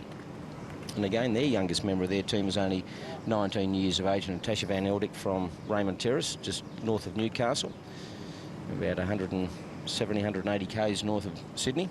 And the youngest member of the lawn bowls competition, he was only 15 years of age, from India. And she's reportedly extremely good. She is very good, and her father is actually in the Indian team as well. So how's that something to tell your grandkids in 50 years' time? Yes, we'll be looking out for her. Tanya Chowdhury, I think is her name. We'll try and catch her in future matches. Yeah, the Scottish bowl sitting right on the jack at the moment. Fairly wide open head. There it is. Yeah, maybe holding two, but not much in between that bowl at 9 o'clock and the one at 2 o'clock. So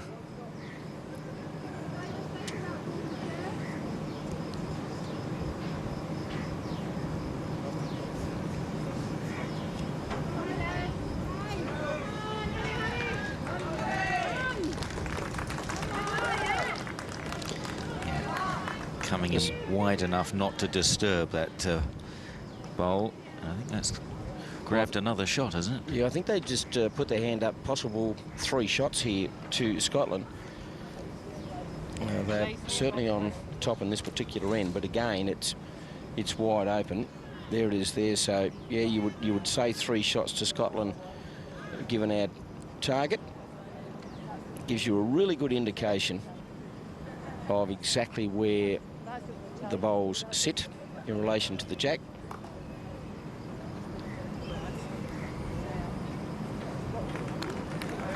So the Brains Trust of New Zealand, they've got some problems here. They've got away to a little bit of a lead in this particular set, but all of a sudden on the third end under enormous pressure. So far, Karen Coombs just been struggling to turn these situations around. Probably because of the good bowling by Lynn Steyn, the second for Scotland. She has really played very, very well the entire match, which creates that extra pressure for Karen Coombs, giving her difficult options. So that she hasn't really had one end where it's just a simple draw shot. And when I say simple draw shot, just been given the option of being able to just play her normal game. Yeah.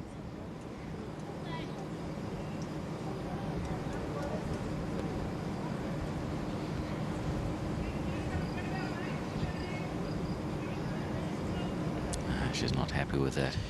Yeah, just a look of exasperation, really. She knew it from the time that it left her hand once again that it was really offline. It must be so frustrating when you're out of touch, and on this occasion as well, when you're desperate to produce your best. And the pressure actually is coming from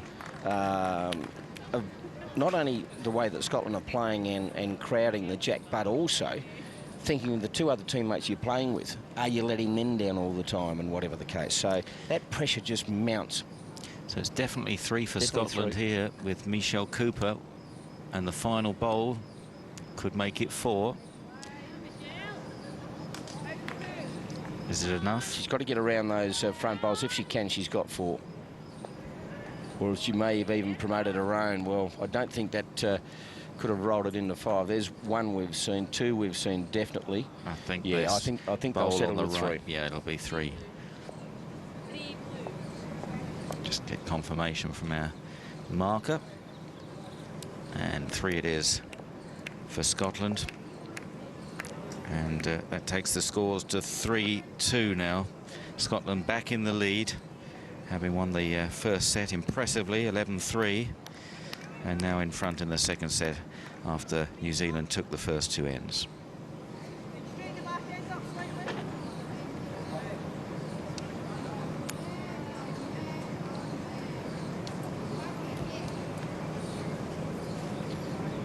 Scotland again going back to this short end with the mat well up the lane. And you're just seeing there Lorraine Malloy, there is a marker, a rink marker at the end, which is the centre point, so she was just centering that.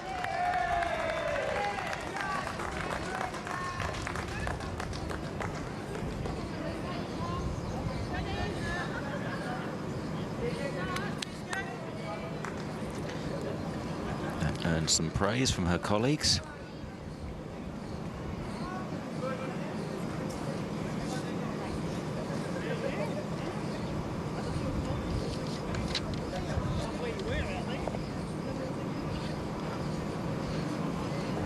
Now, you've seen that one again. That dead set straightened up that bowl and then broke very, very late to end up being a very good bowl from Genevieve Bowden. But it really did straighten up for a metre and a half before then it took its final turn. So there may be something under the carpet there, a little ridge or something that is creating that. And it's almost the same spot that happens every time.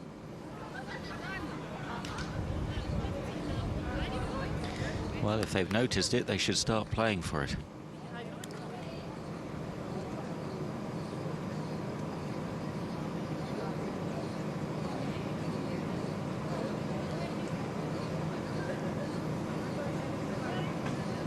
See how this one goes. This is a narrower line.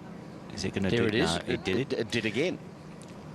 And now it's breaking right at the end there. So that's ended up 2 very good shots. So she's read it very, very well.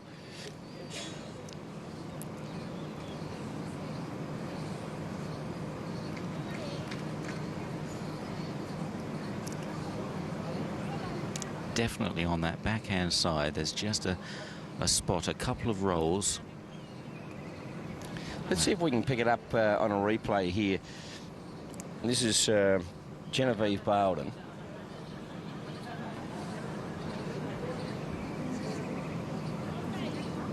Yeah, just about there. You see it move to the right fractionally, then before it dipped back.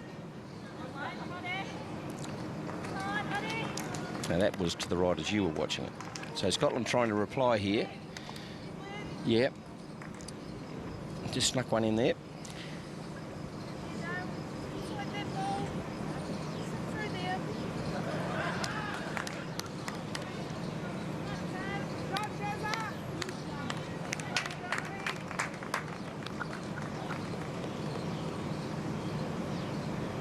This time Dale Lang opting for the forehand.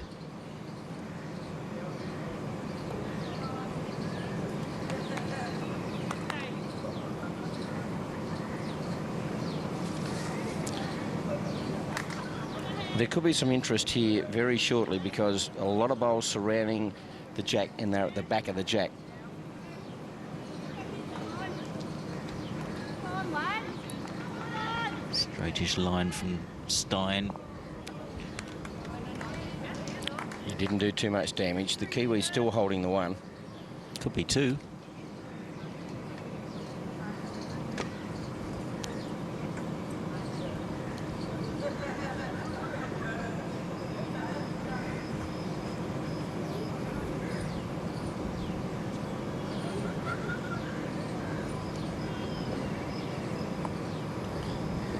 Not sure that improved the situation. Yeah, a little bit stiff there, I think, Dale Lang. She was trying to pick up the jack and just carry it over to those two New Zealand bowls on the left as you look at it on your screen now. Very, very unlucky not to be able to trail that jack through. She could have been sitting 3 or 4.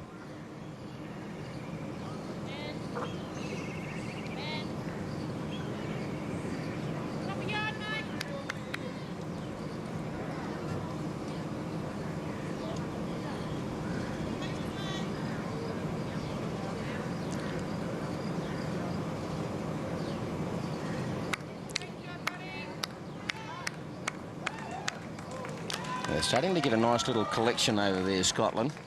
That was a straighter line from Michelle Cooper, but I think it also straightened up for a couple of rolls. It wasn't quite on the wide path that we identified earlier.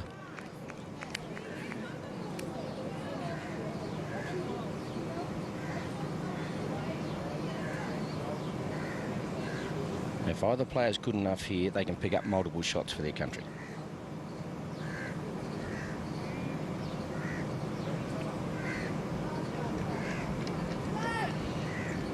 Too far out.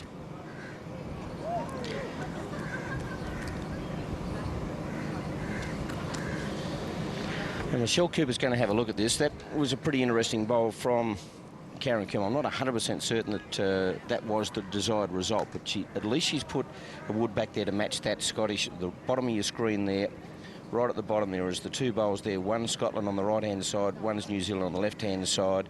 To be able to replace the jack or shift the jack that may come back through there. You can see just to the right of the jack the 3 New Zealand bowls, and to the left of the 3 Scottish bowls. So if either of these ladies are good enough with their next deliveries, they're able to pick up multiple shots. So if Michelle throws down a backhand and looks to trail the jack through, she's looking at possibly 3 or 4 shots. Absolutely. But if she hits the jack too hard, she could cannon it through to the back. And that's the reason for Karen Coombs one at the back, to be able to safeguard that situation. She's not too far away here. It's not bad at all. Just depends how it strikes the jack. It didn't. I think if that had have touched the jack, she would have been in all sorts of strife, because all of that would have done is shift the jack over to the New Zealand bowls. So if she can get a toucher here, Karen Coombe, there's Michelle Cooper just wondering what could have been. And it's certainly the time to be a bit bold here and go for a multiple shot end, with New Zealand trailing 3-2 in this second set, having lost the first. Too wide again, I think. It's got a lot of work to do. Hurry. There's no, just was never really on line with the pace. So they're taking one out. Go for a measure. So certainly one here for New Zealand.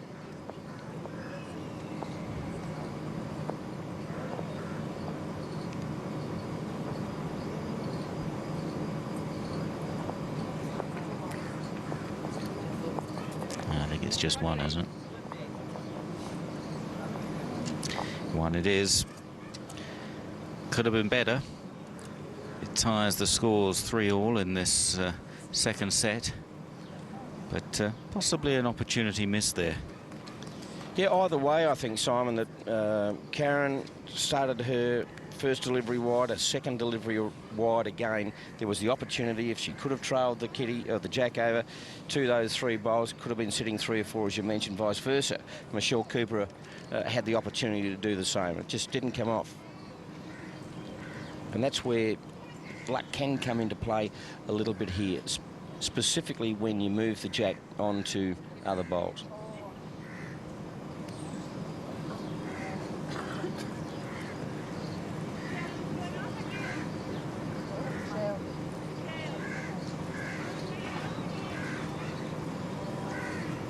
And the Kiwis, after that in, have made a magnanimous offer here and have offered Scotland the mat.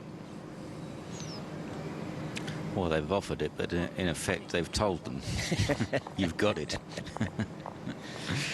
They don't have much choice in the matter.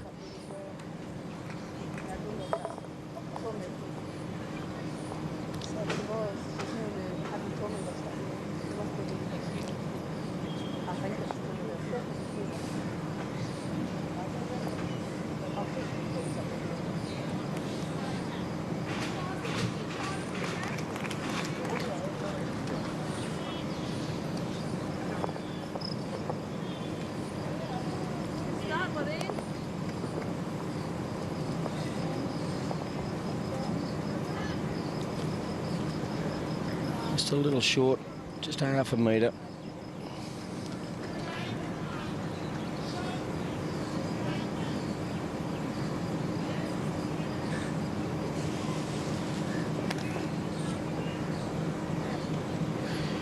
Genevieve Bowden just starting to get her range a little bit better.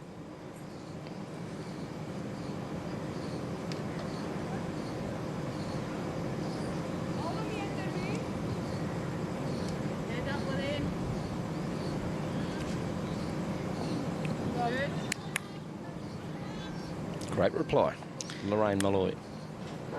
Notice some of the players' shadows getting quite close to the jack. If it was on a golf putting green, that would be very poor etiquette. Shadow over the ball or the hole, but they're a long way apart. Yeah, as long as the jack is visible. Oh, two great bowls from Genevieve Bowden. Well played, the youngster.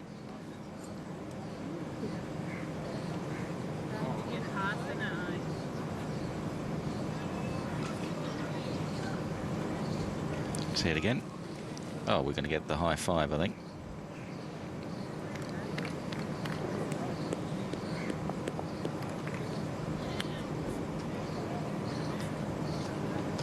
Good effort. Two very good opening bowls.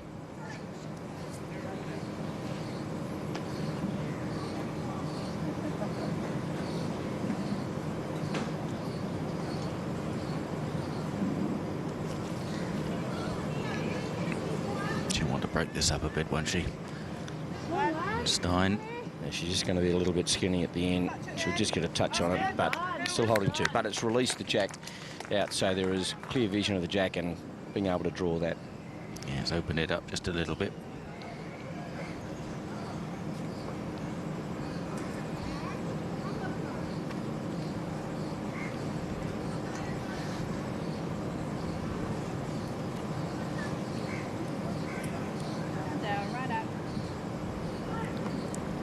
Not a bad effort either. Kiwis holding three.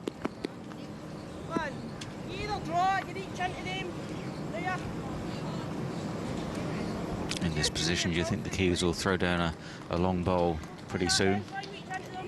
Yeah, possibly. And that would normally be a call from Karen Comm to the second to say, look, come and rest one here to provide a bit of protection. But Lynn Stein's having a bit of a drive at it.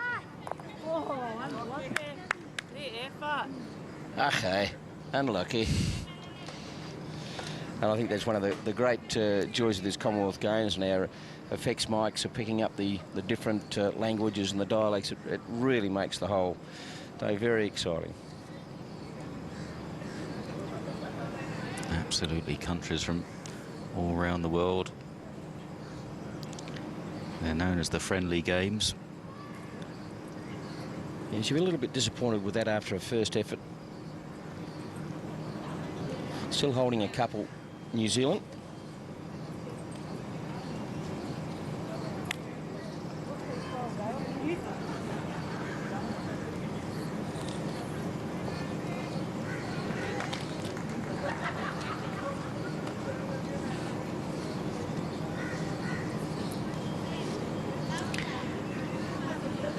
Strong position for the Kiwis here.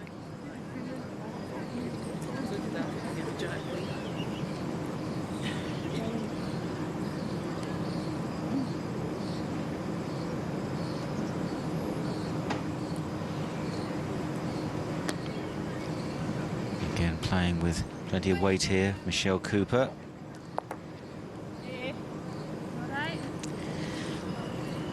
She hasn't done too much damage, but she didn't limit the damage either. Still 2 shots for New Zealand.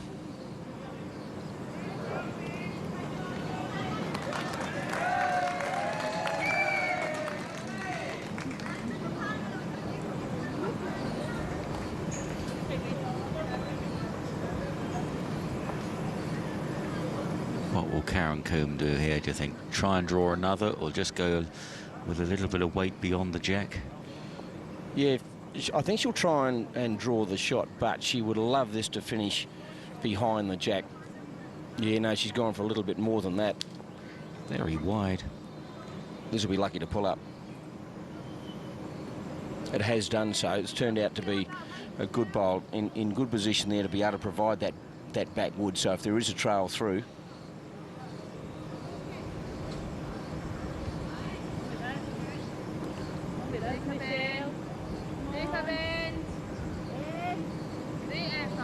Yeah, fair effort. Now Karen has the opportunity, if she wants to, of being able to try and draw the 3rd shot. Yep. But she's got to be very careful here that it's got to be precise, otherwise she could give the shot away to Scotland. Mustn't trail the jack through here.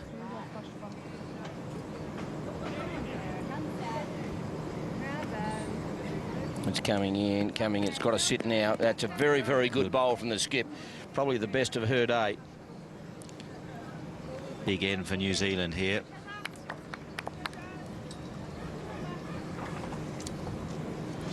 And it's 3. Excellent final bowl from Karen Comm, securing the 3rd shot and taking New Zealand to 6 against Scotland's 3. That could turn her match around here. It'd be fair to say Karen has bowled reasonably inconsistently today and has never put 3 or 4 bowls together that were right on the money. That bowl there may just give her the impetus now to continue the Kiwis' charge in this 2nd set. Yeah, potential turning point, just the boost they were looking for.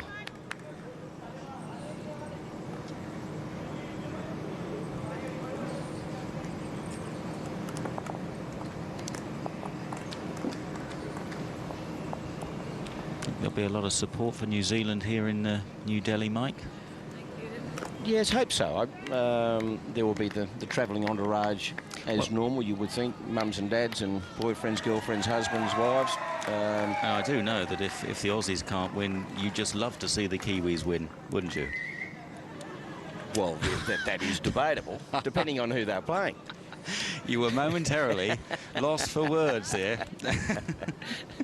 That's like you're saying who's your second most favourite team, any team that plays England. So I imagine you could get a little bit bombastic about the Kiwis sometimes.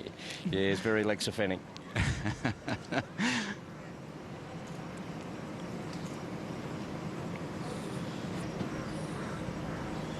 No, it is one of those scenarios we have very, very fond rivalry in many sports, whether it's rugby or rugby league and lawn bowls even. The Trans-Tasman is always keenly contested. It's so often the case with the near neighbours, isn't it?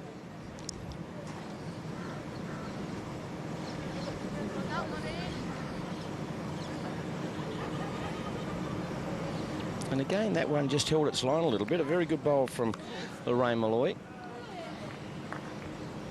And the Kiwis really extended the length of this end. Scotland really extended the length. It's almost a maximum, in fact, isn't it? Yeah. I think the jack is on the tee.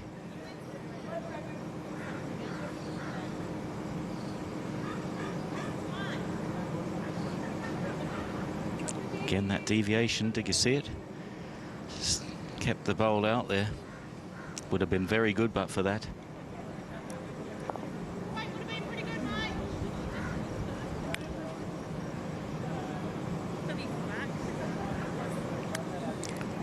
Perhaps they need to go out there with the heavy roller. It's definitely a little ridge, isn't there? Just on that part It of is, and it may the have rink. something, Simon, to do with what's underneath the carpet, whether there was just a little bobble or a little bit of cement or whatever is underneath the carpet that might have just may just create that little bit of a ridge. Now, lawn green bowls is, I presume, meant to be played on an absolutely flat surface, but when you look at other games involving a rolling ball, like crown green bowls or putting on a golf green, it's part of the game, isn't it, that you work in the undulations, work with them. I'd like to see Tiger Woods putt on this sort of surface. I doubt very much whether he'd miss too many. But hence the fact of the bowl itself being able to create the bias. So they survey the greens to make sure it's absolutely dead level, given the fact they've got to create a situation for drainage. These carpet courts drain very, very well if there's very heavy rain. If there was a downpour, it wouldn't be too long before you'd be back playing. So they drain very well.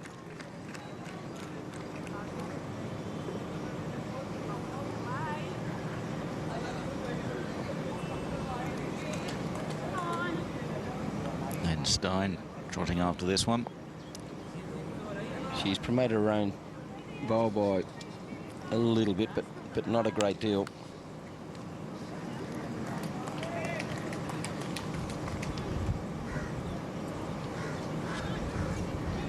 Plenty of scope for both teams here on this end.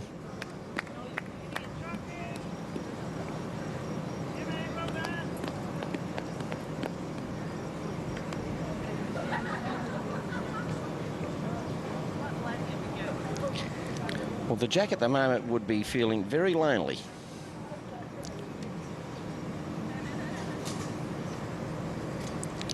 We haven't seen this situation too often in this match, to be fair.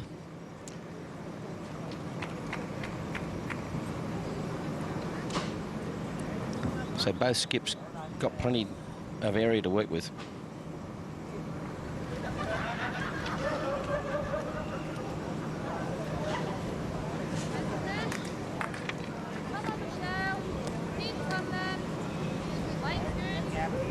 Again, coming up short. Again, well short, and she throws her hands in the air, and A lot of short bowls here. it's the first end we've seen for a while, Simon, that has been this length. So again, that's that readjustment that you need to take care of within the confines of a single set or a single end.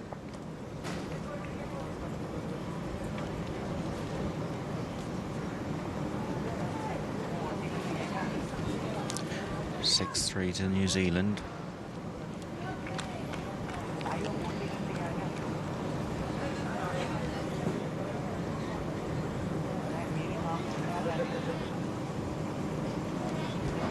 Seemed to whip her hand through there, trying to get the bowl up to the Jack. Needs to find a gap.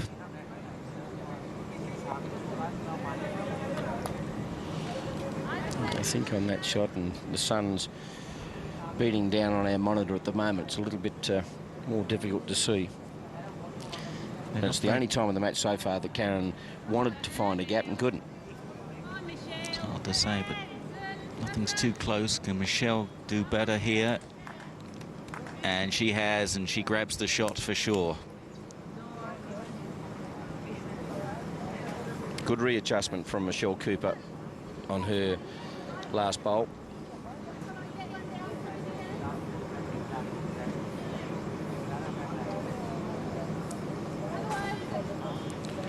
Karen's got to be a little bit careful here. If she happens to go the same line the forehand, she's going to go and have a look now, because if she turns the Jack over, she could give away 3, because Scotland, they have the shot bowl with Michelle Cooper, and they've got the next best 2 on that particular line. So no wonder she's going down to have a look at this.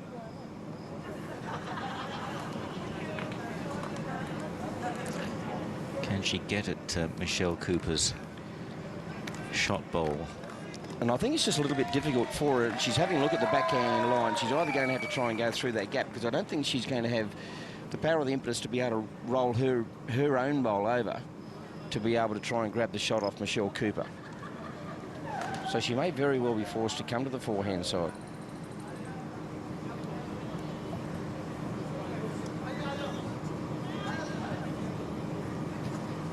She's going to go backhand, I think. Difficult to find a way through on the backhand, though.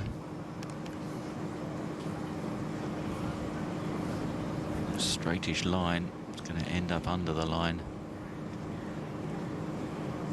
Well, she needs a real wick here. She might have done it. She can get in front of that Scottish. She has done. That would be unbelievable if... But it'll probably be a measure. Yeah, no, out the measure comes, but a little bit fortuitous there for Karen. Just rolling. If it had sat there, wasn't any doubt about it, but she may have got out of jail here. May have. One blue. Didn't get out of jail. Yeah, not quite enough. And it would have been a fortuitous shot as well, had it gone the New Zealanders' way. So it went to Scotland there, taking their score to 4 against the New Zealanders' 6 in this second set.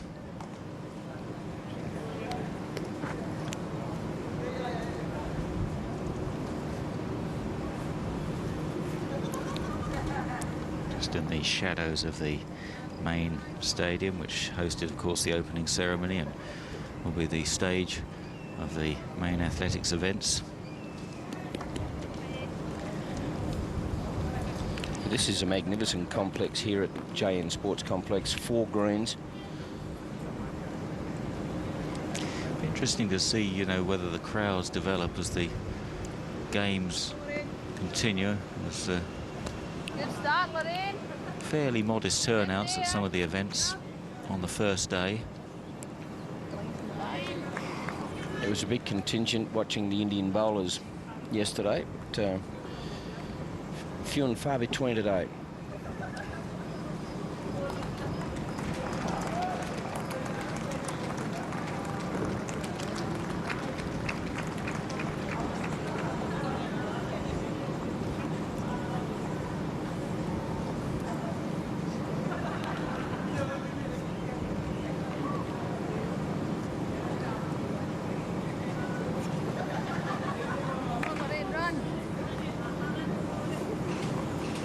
So there was an apology from Lorraine Malloy. Slipped out of my hand, sorry.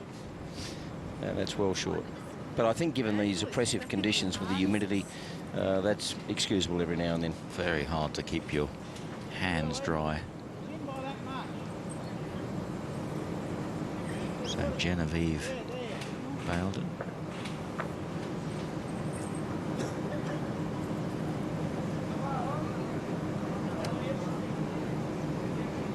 Good looking roll. Good looking bowl indeed. Beautiful bowl from Genevieve Bailden. And it just grazed the jack on the way through. She really has lifted a game from probably the latter part of that first set to now. She's played very consistently.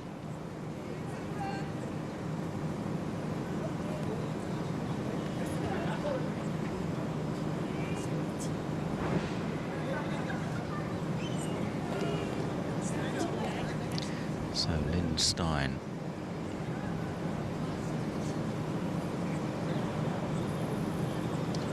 Come on, then. Come on. Come on, lad, honey. Slowly on. And it does so. And again, as you mentioned earlier, Mike, Lynn has been very much the architect of some of Scotland's successes in this game. Yeah, I think she's probably been the form player of either side in this women's triples. Michelle Cooper occasionally has played some very, very good shots, but Lynn Stein has been just really consistent all day. I think overall Michelle has probably won the battle of the skips. Yeah.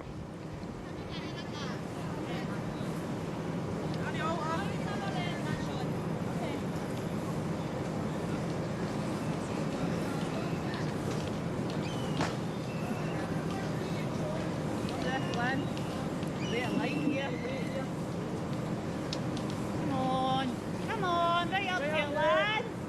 Yeah, another beautiful bowl from Lynn Stone. Grabs 2 for Scotland. They need a big one here to get back into this set.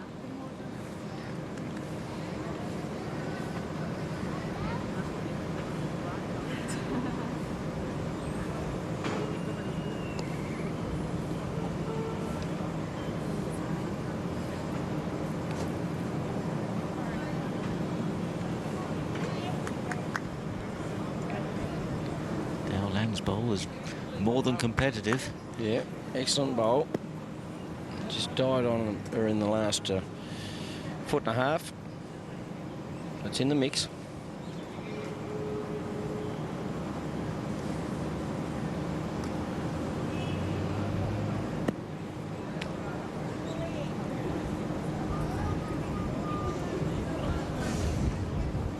Just some of the other rinks, the Australians and Botswana, next door to our rink.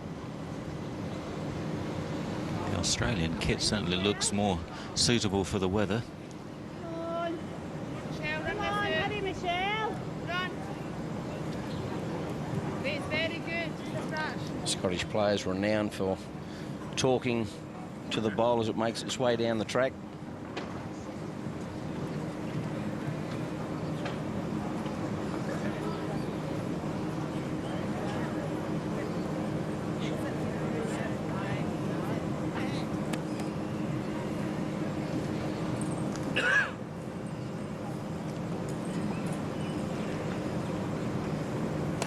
Do you reckon New Zealand just holding one here? It's very tight, it's isn't a it? toss-up between the Scottish bowl from Lindstein or Dale Langs.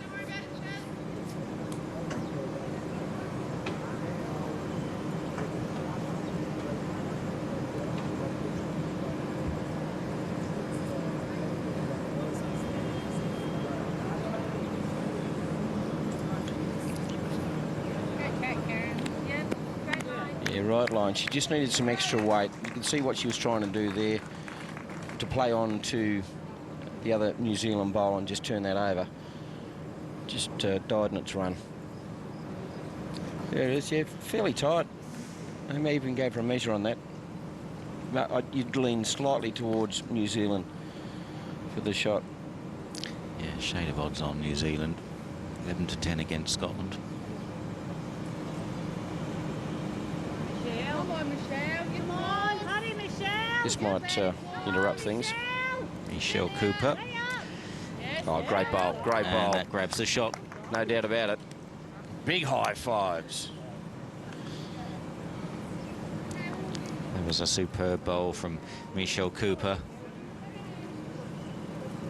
prompting a big celebration amongst the Scottish triples team. Look at this enthusiasm as they come down. High fives, high tens. I think there might have been a high 7.5 in there.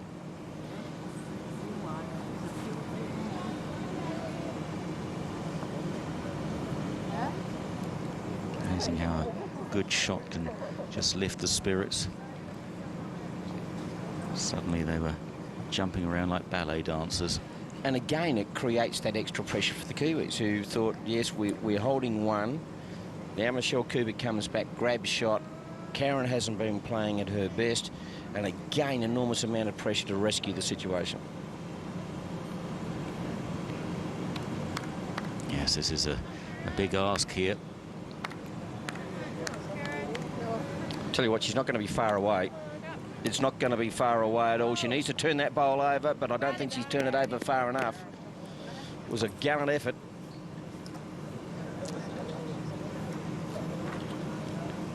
Little measure will come out of the pocket. But again, a very good effort from Karen Coombe on that occasion after Michelle Cooper had held shot.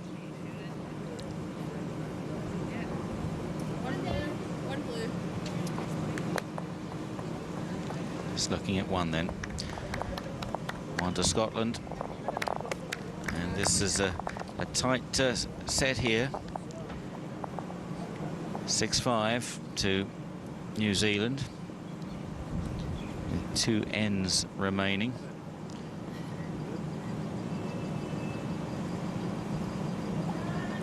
New Zealand looking to tie the match, take it into a tie break. The tie break will be played over 3 ends.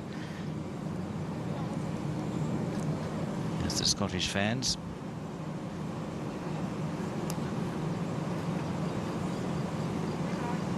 Not sure some of those other fellas in the shot are Scottish fans. I think they might have been converted.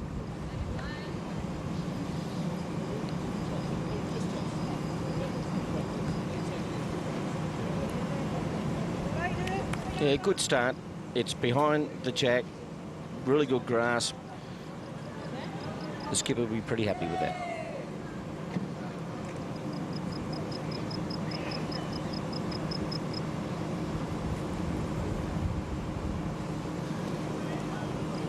You can see that bowl just wobble out of the hand of Genevieve Baildon. It's going to end up okay. Just straightening again for a couple of rolls.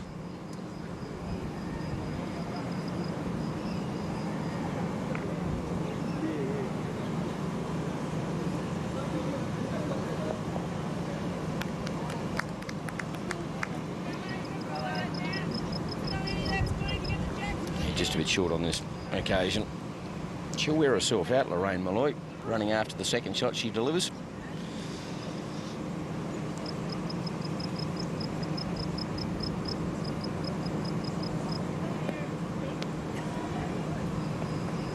Yeah, much smoother delivery on this occasion.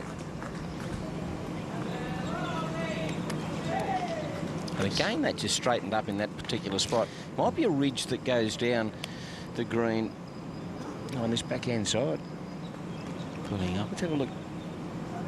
Yeah, you can see it was really bounced and wobbled. Never on a good path at all. Great work from our sensational camera team here. Is capturing that oscillating bowl.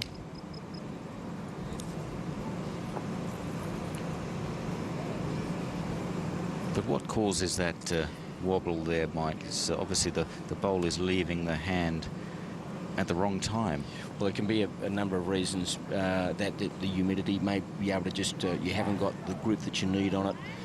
There's great preparation getting your grip right, and the release and the delivery is everything here. Obviously, then you've got to think about your weight, the grass you're taking, whatever the case. But if you give it every chance, and then if you have a wobble like that, you know, it's never going to be on line. It's going to come up short. Maybe if you don't follow through straight, if you follow through crooked, that's going to possibly turn the bowl over slightly.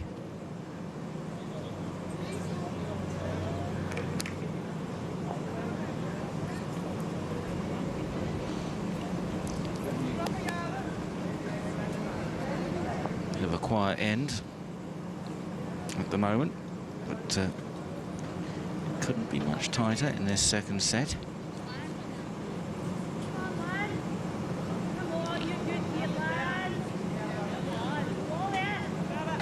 And that's a great bowl. And Stein again. More high fives.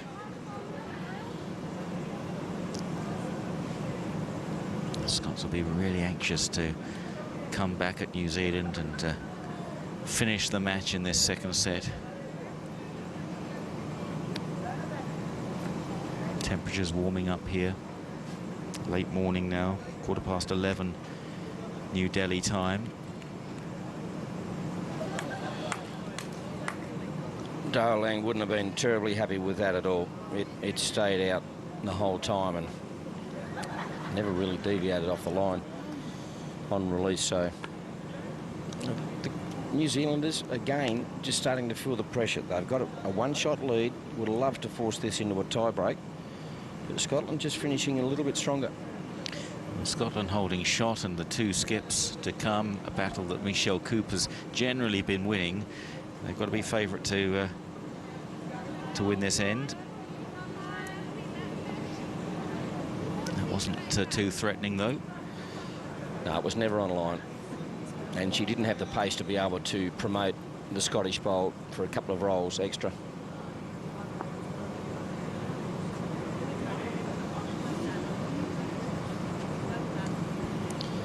More pressure for Karen Comm coming up here. We're playing the 8th end.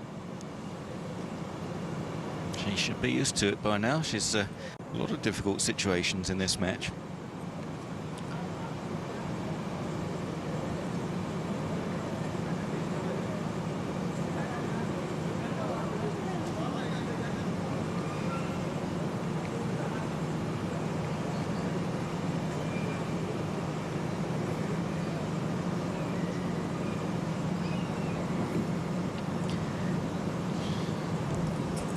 This time just runs through.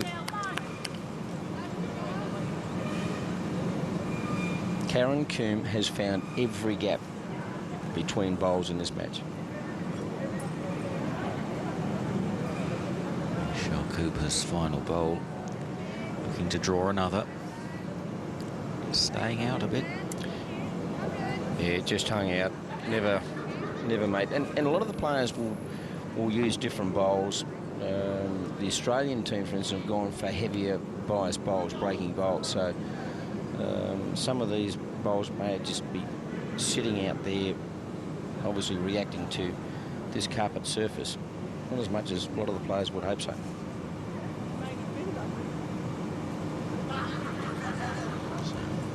Trying to draw inside Michelle Cooper's bowl. It's under the line and under the weight as well. So it's another shot to the Scots. Is there anything extra? It's one obvious one. I think there was a couple of extra there, and our monitor at the moment can't get, so I think there was a couple of extra there. And there's 3, you know, that was a terrific result for the Scots there. The other 2 winning shots were not that close to the jack, but they all count, and that has really turned things around here. It's now 8 to Scotland, 6 to New Zealand, and Scotland poised for victory.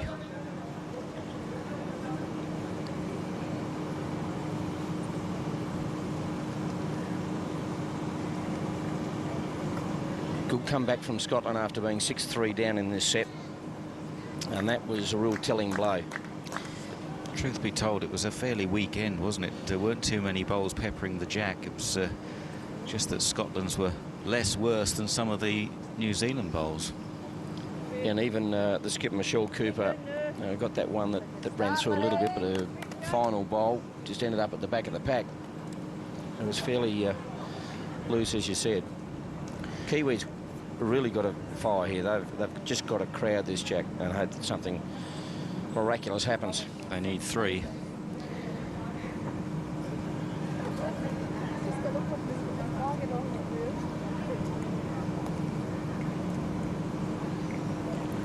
That's not going to help the cause.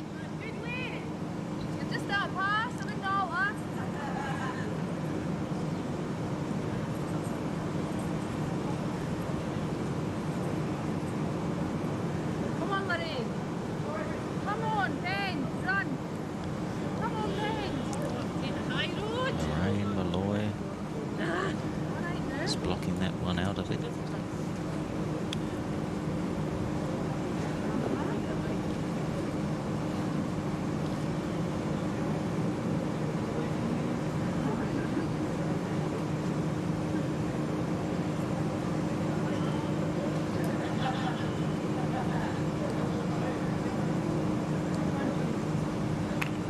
Yeah, good reply.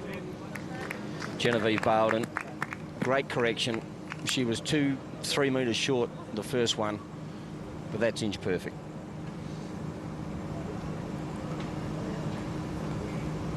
They need a bit more of that to rescue this set and prolong the match.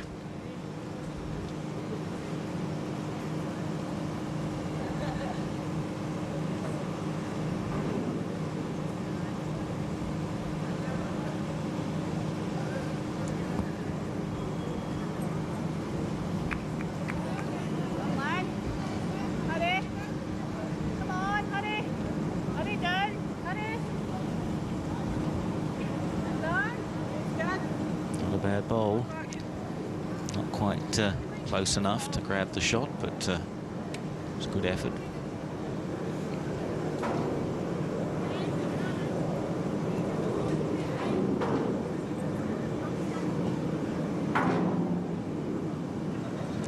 distraction.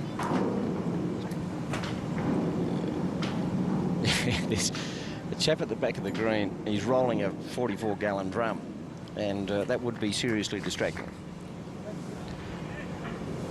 I think he's been told to stop doing it.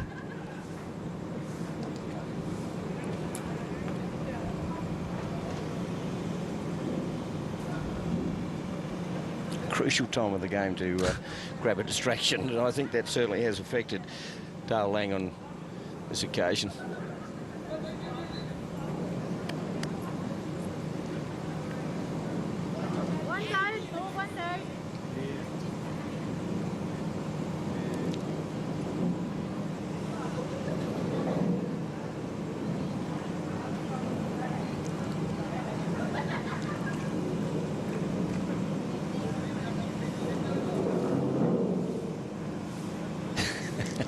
I hope it's an empty.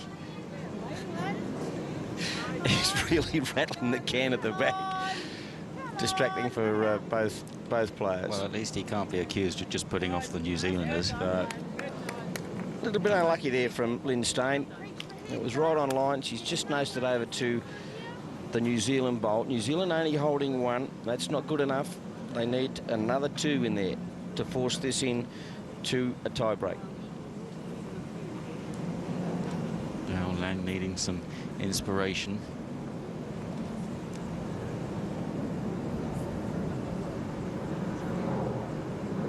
Finds the gap.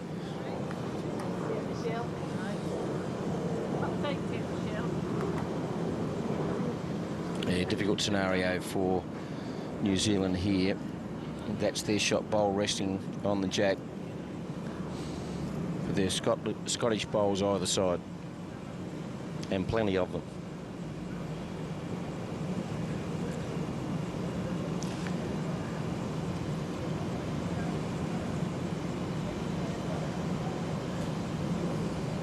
Come on, Michelle. Come on, hurry. Hot. Here's Michelle's ball looking to get in amongst them, maybe displace the jack, a deflection. Oh, ends up being a very good delivery. A little bit of luck in that, of course. It won't matter. They've got another one in the head and now making it very, very difficult for New Zealand. Hard to see at the moment where the 3 shots New Zealand require are going to come from here. Well, the worst case scenario, or the hard thing for New Zealand is they've got 2 bowls in front of the jack. Now, it is feasible that, played with a little bit of weight, that jack can rebound forward. But again, you wouldn't want to be pinning your hopes of getting into a tie break on that shot. She's only got 2 bowls left. The other Scottish bowls surround it. They've got 4 in the head, and New Zealand only have 1. So that bright red and white disc there, that's the Kiwi bowl. The other 4 bowls are New Zealand, the Scottish bowls. So a really difficult scenario here for Karen Comm.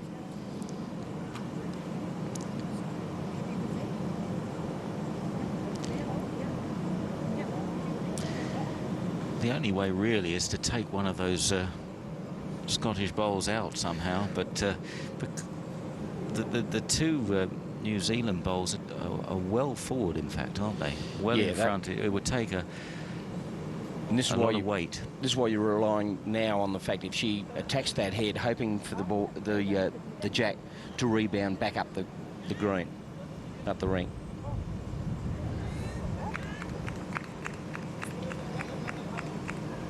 But it's a tough play.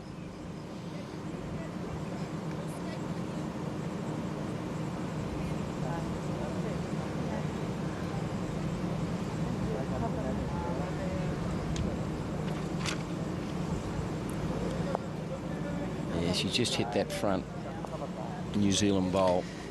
I'm not sure what really she could have achieved there. Surprised in a way that maybe she just didn't have a hard drive and fire and hope. Yeah, it would have been difficult to scatter those 4 Scottish bowls that surrounding her own bowl and the jack.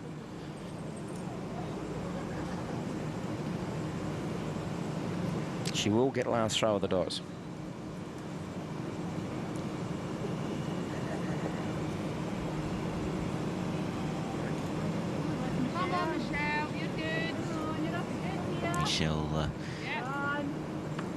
with a deep one, maybe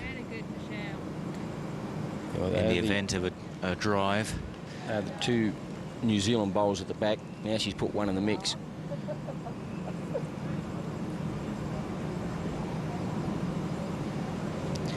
Yeah, we've got these two New Zealand bowls to the left here. And that's the head. So the New Zealand bowl is the shot just below the jack. The rest are Scottish bowls. And the two out in the front where she's standing now, where Karen is standing, are New Zealand bowls. Or the one on the right-hand side, as you look at her left elbow, is a Scottish bowl, I think it is. So even if she rebounds to the front, it's not going to be enough shot. And I really don't know what the shot is here, whether she can crash the head to be able to roll the jack and the New Zealand bowl back to her other two bowls. On the rebound, yeah.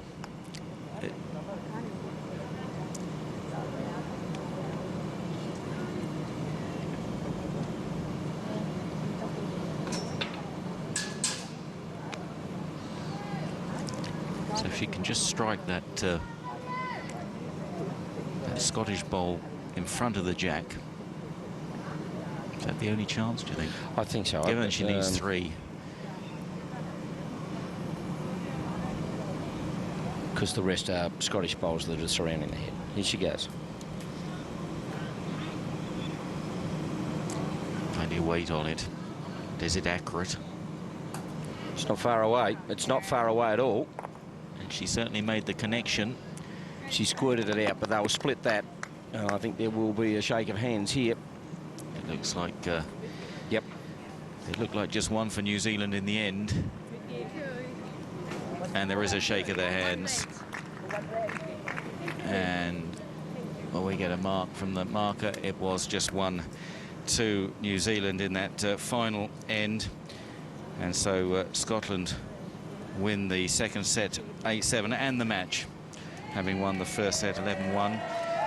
And it was a good, accurate drive there from Karen Comm, but it was so difficult to see where the three shots were going to come from. Yeah, it was a low percentage shot, and she didn't have much choice there either, Simon. The fact that the Kiwi bowl was just behind the jack, the Scottish bowl just in front.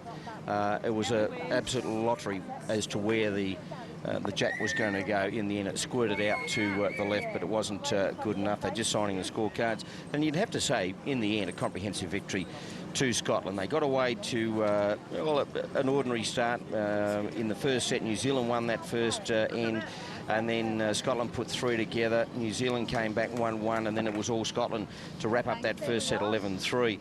And New Zealand got away again to a start, and they led by a couple.